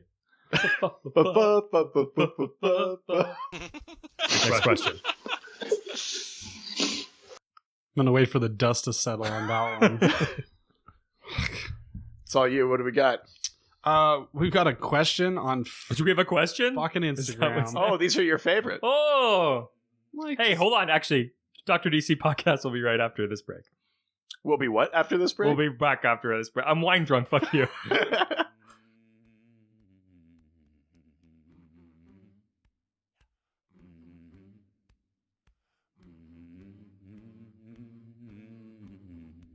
This episode of the Dr. DC podcast is brought to you by a very special sponsor. So special that Matthew McConaughey was asked to come in and do this ad. The very notion of advertising is about being caught in an ephemeral, fleeting moment, tapping into something primal like an emotion or a desire, trying to exploit it for capitalist gain. It's kind of disgusting in a way when you think about it. But we're already here, and if we're not here, then we're there. So I suppose we'll just keep on going. This sponsor is Great Lakes Grooming Company. They make a wide selection of products. Don't know why, because really, when you think about it, jobs and tasks and things we occupy ourselves with day to day, there's ways of wasting our fleeting time in this universe. We're all just dust in the cosmic wind. Why are we so preoccupied with money and work? In a way, I suppose these fellas here, Great Lakes, some sort of self-realization thing where they're doing their own thing. They're not working for the man. They're not working for a big corporation. They believe in their products. They're just making a beard oil that keeps your beard nice and smooth. Of course, my face is completely smooth, so I don't know that I'm best qualified to talk about it, but they do have a mighty nice scent to it, especially that Your Love one. I do take a real shine to that pine tar soap. It's got a nice feel in the shower. You know, when you're sitting down with all your clothes on in the cold shower, contemplating the murders you've just witnessed, I'd like to take that soap out, try and scrub the memories clean. Nothing works, but that soap comes close. And occasionally, as you can hear my voice crack, so too do my lips. I like to bust out that lip balm. It's a brief, soothing reprieve from the agony of life. Great Lakes Grooming is meant to be easy and ready to use. Rain or shine, all their products are purposefully designed and environmentally responsible. And that's a big deal for me. You know, I might drive a Lincoln, but I just want to make sure that we're taking care of Mother Earth, because really that's all we got. We're just floating on this tiny little rock in a vast expanse of space, ever expanding. We're so utterly inconsequential in the cosmic sense that we got to take care of the minute atomic space that we actually occupy. It's handmade in Canada. It's like America's warm hug. Canada, they're ready for adventure, wherever one may find themselves. And for you lucky listeners, if you want to escape the doldrums, the boredom of your everyday life, you can go onto their website. It's greatlakesgrooming.com. Use the promo code Dr. DC Podcast and you can save 10% off their regular price products. It's greatlakesgrooming.com. Promo code is DRDC Podcast. After all, time's just a flat circle, and we're all just hurtling towards our inevitable heat death. Bullshit, man. No, man. I'm not afraid of love. I love love. Look, I've had a lot of girlfriends, right? And sometimes I'm a rebound guy. Other times, when I'm lucky, I explore new areas of your sexuality, guy. But every single time, have fun. Thank you. I have fun. They have fun. It's good for me. It's good for them. And I would argue, damn good for civilization as a whole. That sounds like a version of me that I used to know, but as the years go on, I get further and further from that version of myself. Well, it'd be a whole lot cooler if you would. And now, back to the show. All right.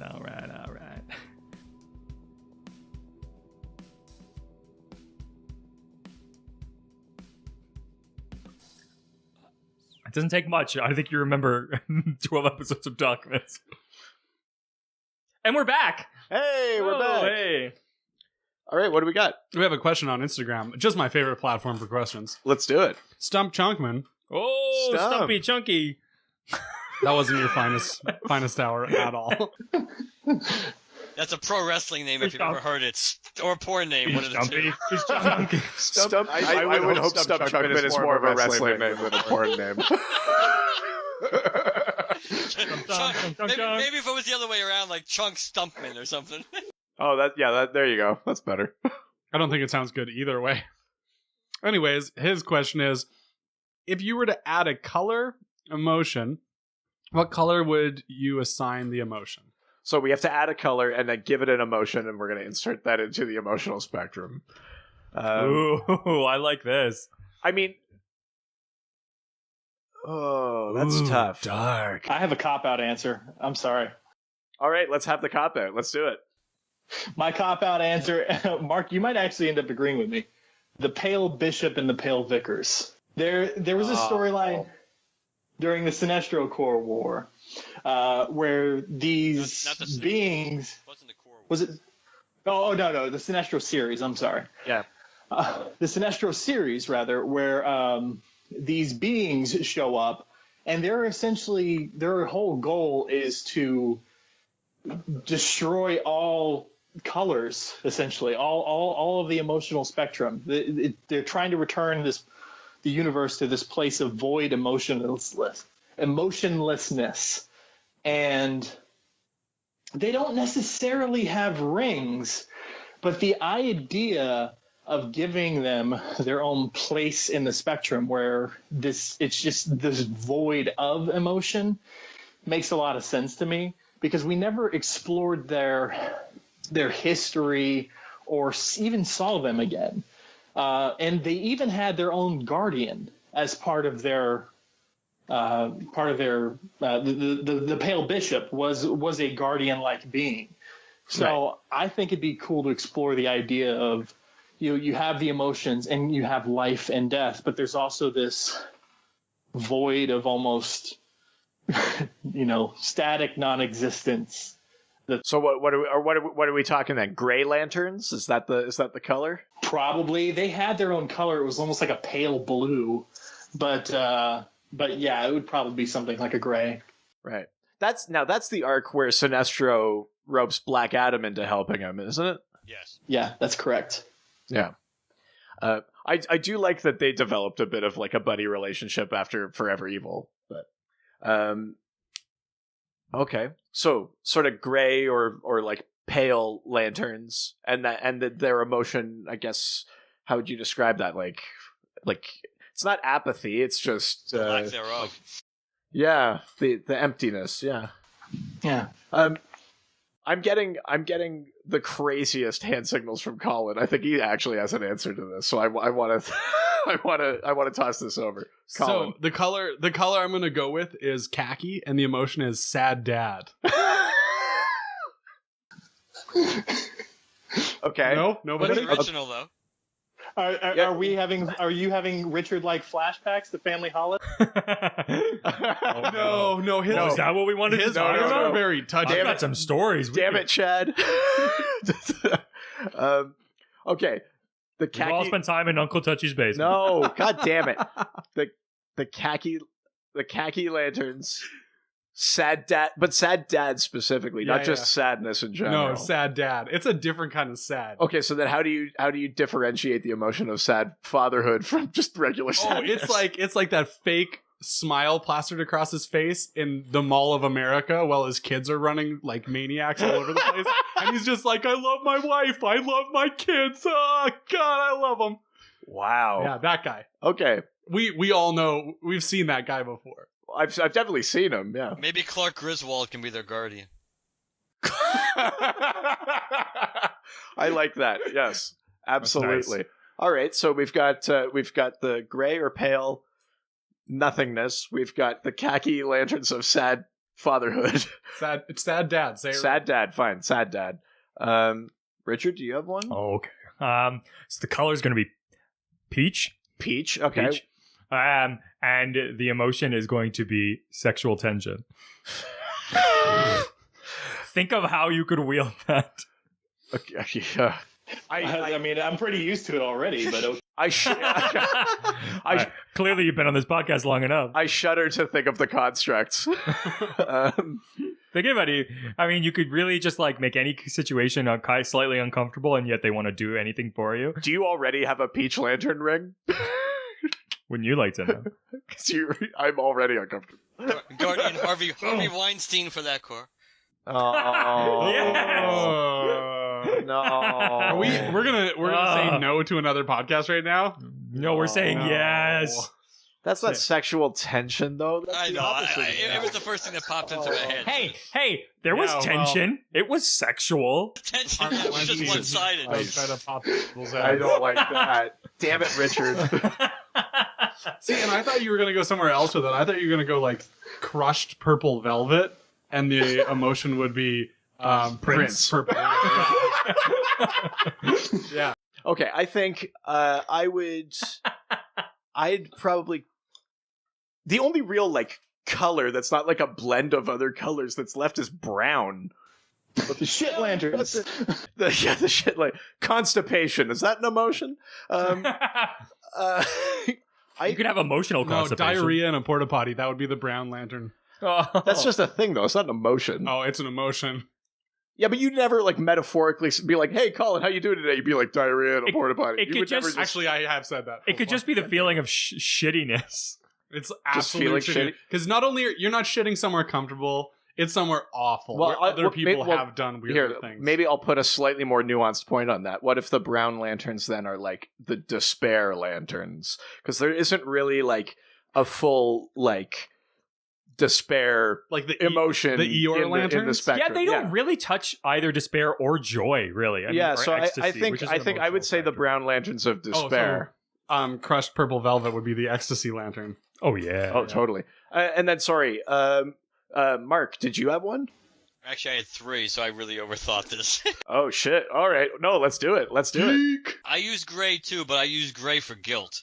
I had the guilt core, since guilt is a pretty strong emotion. So I had gray for guilt.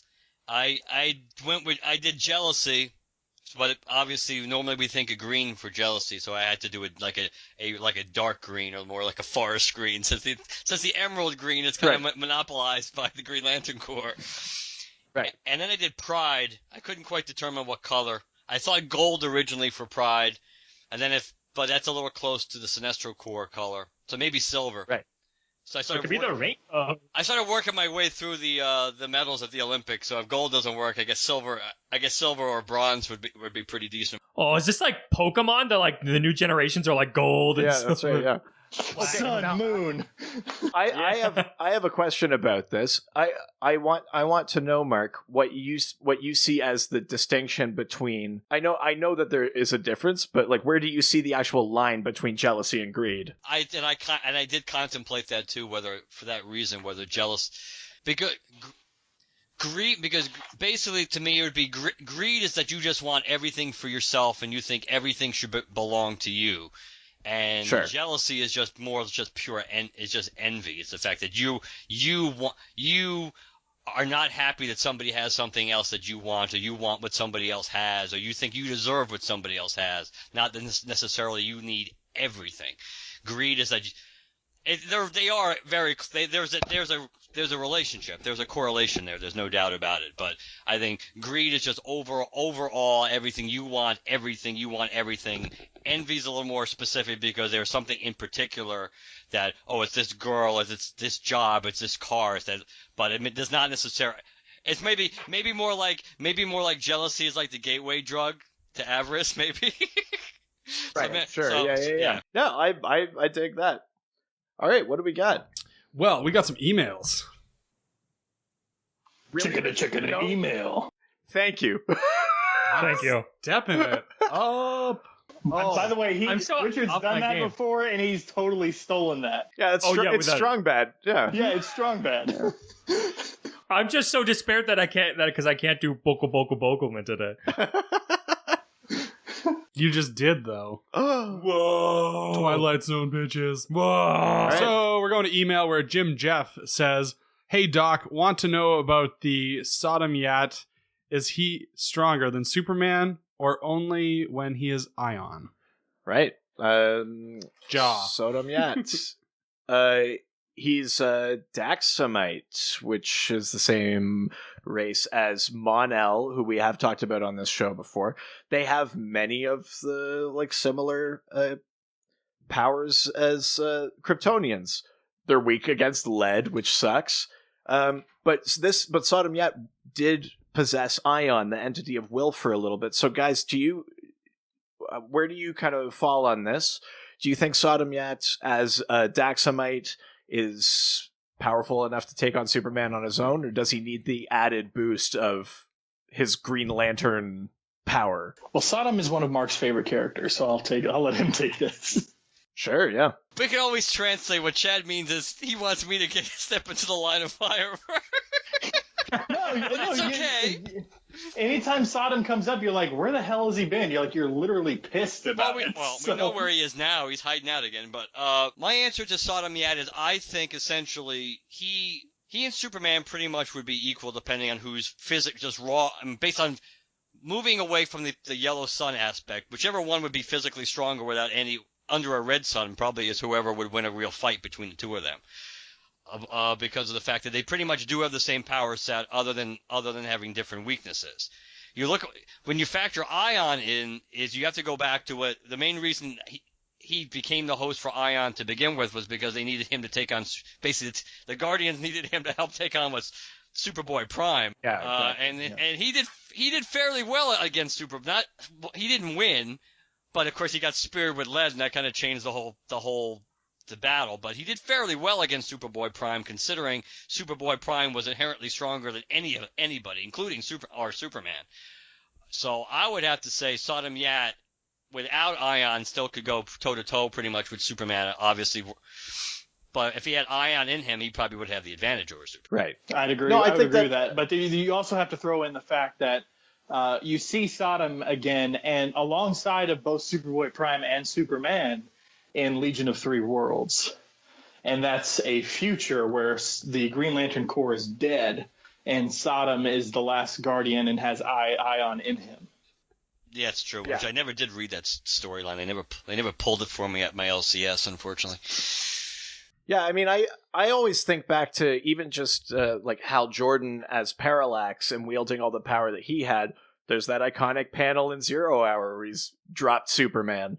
I think at the point where you're adding in sort of the might of the willpower, and then if you consider everything else as equal, then yeah, he's got to be stronger than Superman. Superboy Prime is a very particular type of like untouchable strength. But just the regular Superman of continuity, I think, is probably weaker than Sodom Yat as Ion. I would agree. Oh, good. We're all on the same page with that one. I knew you would be, Colin. I'm here with you guys. I got your backs on this one. I'm undecided. So we got another question from our classic friend, 3 question marks. Well, I think this is a question that came through the LanternCast. I think they got an email. But we don't know who it's from. Mystery. Ryan Fields. Ryan Fields. All right, Ryan Fields. Ryan Fields forever. Really? Like, I don't know, that wasn't a bad one, but I mean, like, you had nothing for the email. No, I'm fucking lying. Stumpy, It was off the cuff. That was Stumpy pretty good. Chunky. Like, okay. Go fuck yourself. I love that I quit this podcast every time we do it. So the question is, Mogo is one of my favorite characters, and in New Guardians, it was revealed that he had a brother, Raga. I'm wondering if you have heard of any more possible relatives or living planets from the DCU. Pretty sure Marvel uses Ego as the same type of living planet. Well, I can't speak to the Marvel thing. I suspect that Ego is a different type of living planet to Mogo. But, yeah, Mogo and Raga. Are there other family members of the sentient planet Brood? I mean, I'm leaving out things like Ranks the Sentient City or things like that, but are even they connected? Do they come from the same type of lineage? Ranks does not. In that story, I reread it today. There's essentially a solar system. They're all brothers of sentient planets, Mogo, Raga, and the others aren't named. But essentially what happens is they all decide to sort of, I hate to use the word guardians because of the topic we're on, but they essentially try to become guardians of life, and they accept beings onto their surfaces and stuff like that. But they all, other than Mogo and Raga, end up destroyed by the beings they let onto their planets. Their resources drained and their hearts, stopped because there's nothing left. I wonder what that is an allegory for. Yeah, exactly.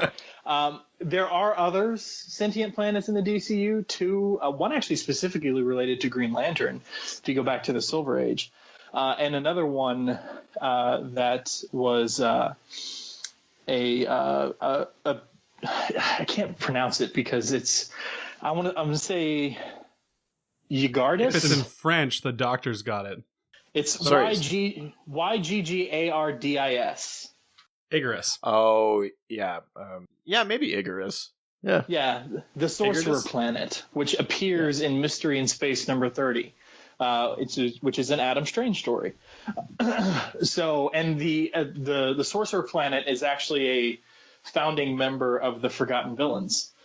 So there's a random tie-in. He actually appears way before Mogo or any of these others.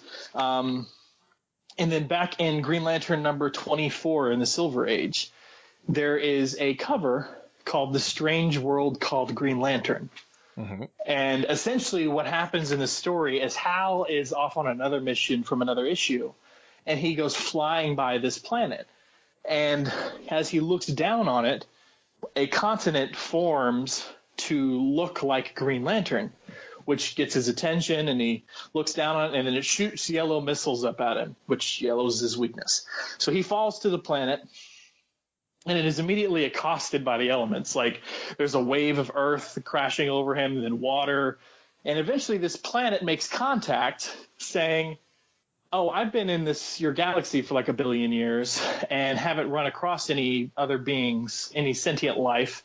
And then you went flying by, and I tried to get your attention, and I just want to be friends. Yeah. Went about it the wrong way. So he just wants to be friends. And he names himself Green Lantern after his new friend, Green Lantern. Right. So this is the planet called Green Lantern, which is different from Mogo. Yeah. Although if you want your own continuity, you could probably make a connection between the two. You could. Yeah, I think if that feels like it would be like a Jeff Johns sort of thing where he's like, remember this thing? It's actually like the secret origin of Mogo. Yeah, I mean, I find it interesting that they go to that place where there are these sort of sentient, like, locations, sentient planets, ranks the sentient city. I've talked about Danny the Street on this show before. Danny the Street! I think Danny actually currently is not a street; he's an ambulance. If you're reading the Milk Wars crossover, I think Danny is an ambulance. But at any rate, I find it interesting when they go to this place where there's like sentient. Actually, if you're reading the Milk Wars one, he's actually an ice cream truck now. No, he's an ambulance. No, he's an ice cream truck. It's a Danbulance. I like that. Yeah, that one wins. Yeah, Danbulance wins. Yeah. Yeah, I mean, I find Mogo interesting. Now, I think what I like about the idea of Mogo is that he's kind of alone. I know he's got Raga, but I like the idea that the rest of those planets kind of don't make it, because he does feel special. And especially if part of that story is that the other planets had their resources depleted and were sort of destroyed by their own inhabitants. I think it makes Mogo even more special. He's a really good like metaphor for that sort of like environmental protection and things like that. Yeah. Okay. Save Anwar.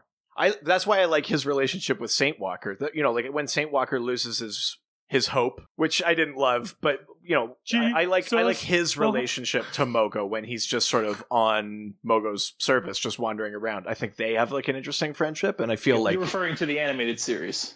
No, I'm talking to after Lights Out. Yeah. Oh. Sad okay. sack Saint Walker. Yes. I've blocked that out. I wish I could. Oh, you poor guys!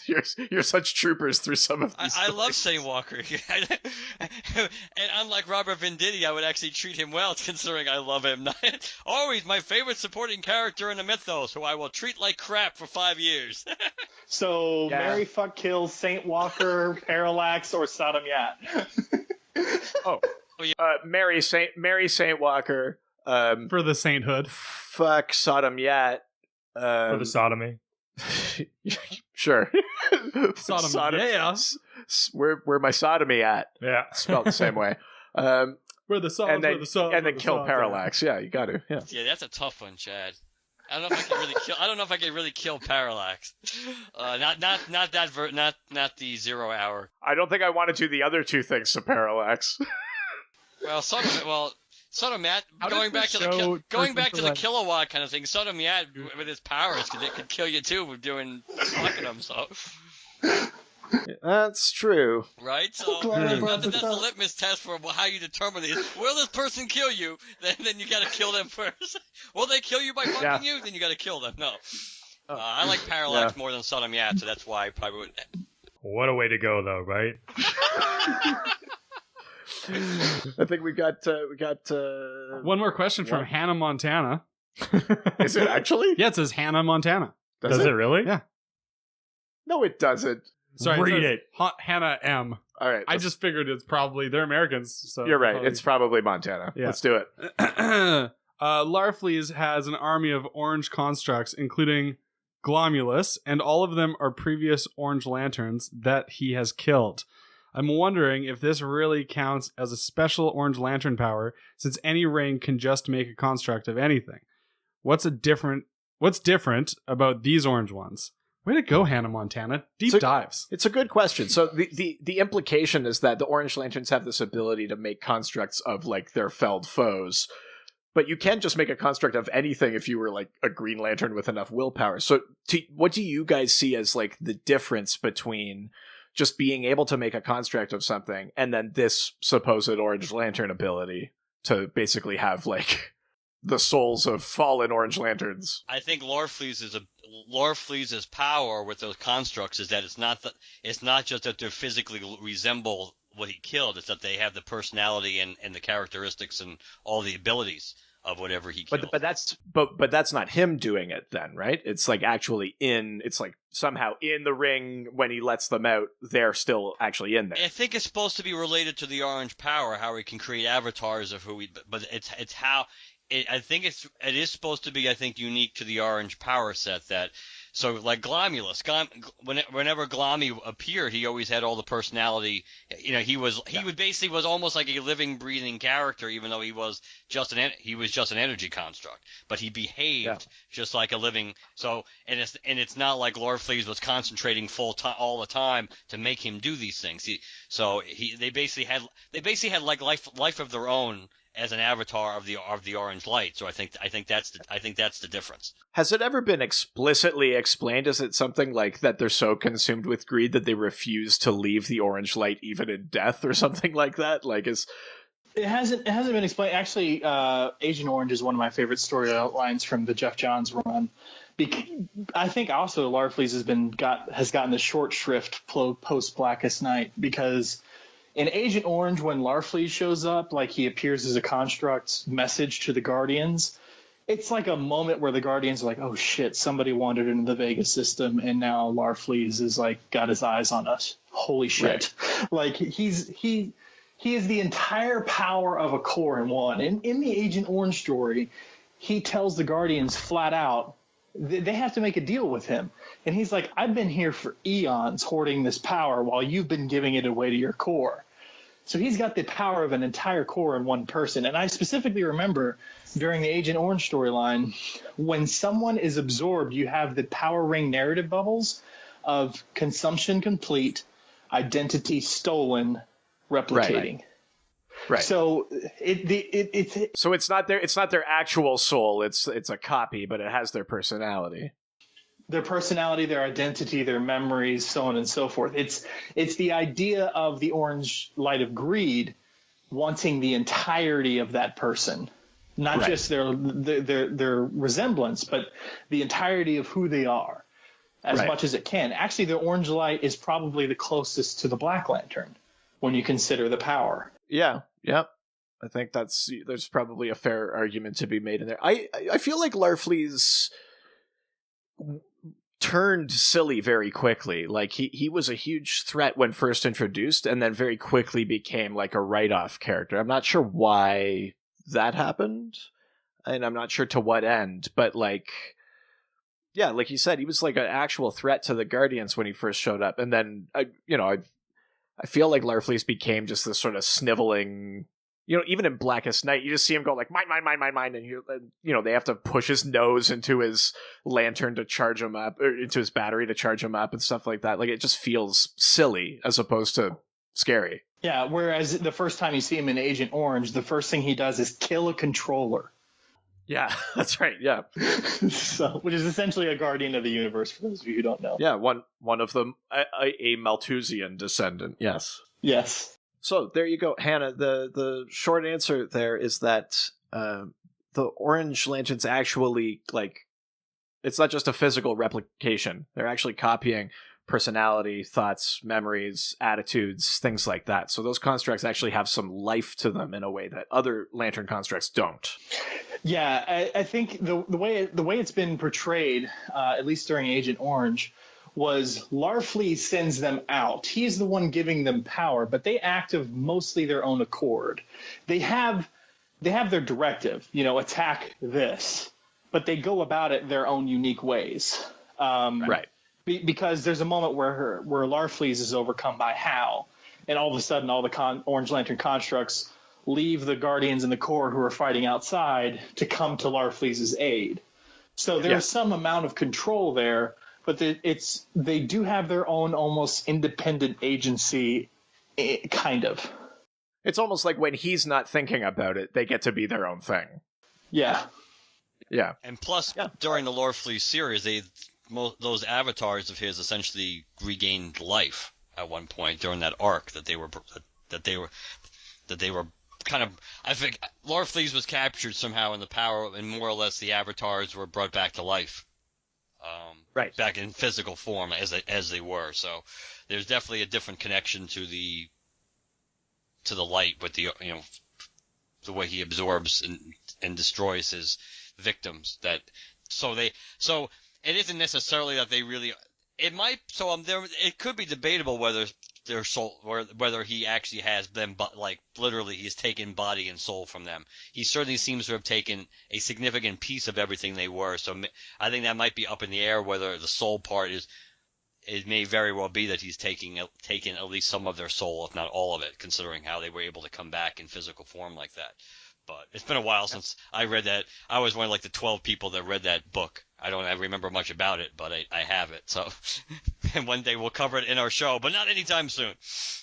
Yeah, that's right. Yeah, let's not make too many promises. Oh, we made no promises. We made no promises about what was that storyline, Chad, that I can't remember off the top of my head. It must have been great. The one everybody wanted us to do. Totally memorable. You don't remember it either, Chad? Yeah, it was Threshold. That's it. Yeah. Yeah. Well, all right. I think we did it. Yeah. So I mean, And here we are on the threshold. We did. We've reached the end of the show. Why don't we give you guys an opportunity? Let's call it plugs. Where can people find you guys and the LanternCast? We're not dreamcasting the Green Lanterns of Earth. That's right. I had all these notes written down for that.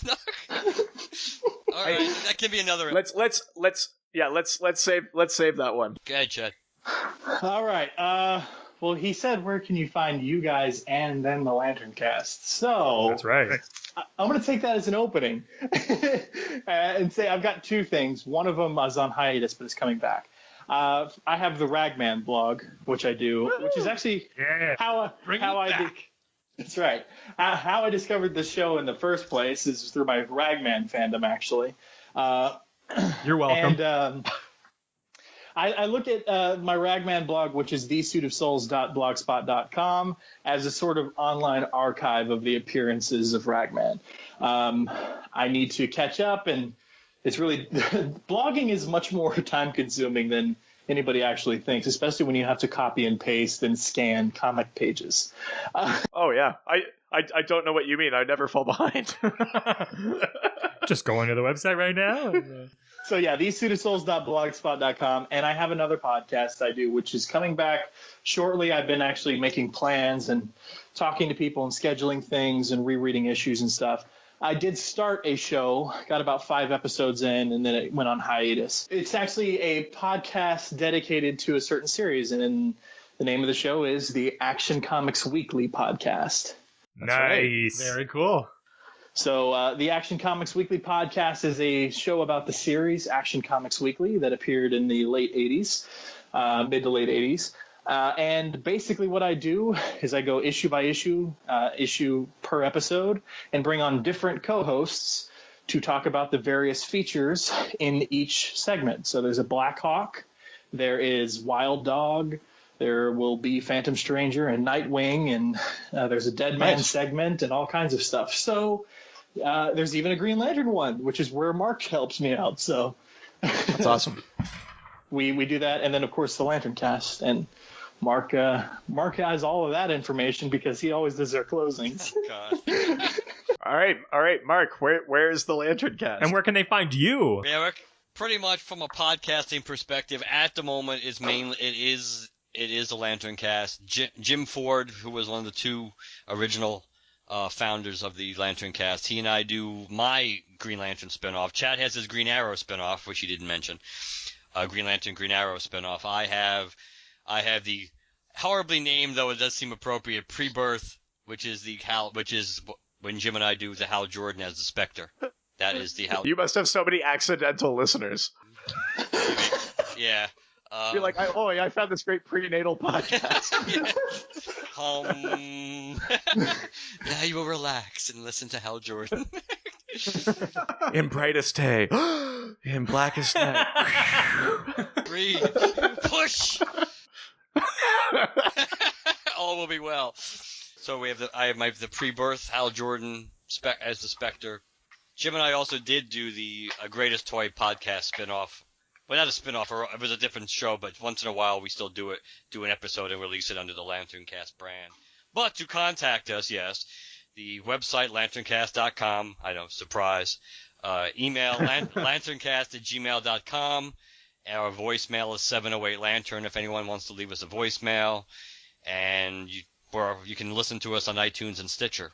So those are the places to find us. We're also on Twitter, of course, but #GLCast. But I think that's the most relevant plugging I can do at the moment. Awesome. That's great. Well, yeah, thank you guys for coming on. Colin, let's do the ending. Let's end cap this bad boy. Well, some kind of... No, No, we gotta... not that Jesus bad. Christ. I got excited. Hey, Colin, so if people wanted to, reach out to us and give us more of these questions... They should contact the guys at Green Lantern. No, they should listen to the doc show up on our show. Oh, yes. That's right. yeah. So if you're listening to this is Green Lantern 101, and then I will be going over to the LanternCast, and we'll be discussing some... You fucking traitor. Well, I've just cultivating options. It has been 5 years. His UFA comes up next year, so he's already that's looking right. around. But if you wanted to ask... You can find us on Facebook at... Dr. DC Podcast. Twitter. At Dr. DC. Instagram. Dr. DC Podcast. On our website. drdcpodcast.com or .ca. And, of course, I send us emails at... drdcpodcast@gmail.com. You can also leave us a 5-star review if you think that we're super attractive and funny. I thought you were going to say voicemail and then say your own number. Not a chance. No, because that would get real creepy real fast. 344 6892. Yeah, but you know how many people are actually going to listen through that and be like, okay, and then I can figure it out. I can get this. I got because this. people want to get a hold of you that badly. I'm just saying, man. But make sure you go to iTunes, leave us a 5-star review. You can do a What Colin Does, and we'll make sure that he reads it right on the podcast itself. Though people haven't done that in a long time. Yeah. Thank you, people, for not doing that, actually. Oh, yeah, okay. One last plug. Make sure you go and listen over on the LanternCast, because I'm gonna be guesting over there. But you should listen anyway, especially if you're, obviously into Green Lantern, because that's the repository of expert Green Lantern knowledge. So head on over there. And Absolutely. also, just one more thing, a big shout out and thank you to our sponsor, Great Lakes Grooming Company, for putting up with all of our shenanigans constantly. And just wait for this one. Yeah, that's right. Because you're past it, so you'd have to go back and listen. Go back in time and wait for it. So as a guest, I get free samples, right? Because I've got a beard, so Yeah, it's in the mail. All right, it's time to go. All right, so I'm going to sign off. Adios. Earth One, come out now! All the superheroes, they always fight for what is right. Live with danger and adventure. Happy birthday, It's trying Mr. to President. fix it on me. Happy birthday, Mr. President.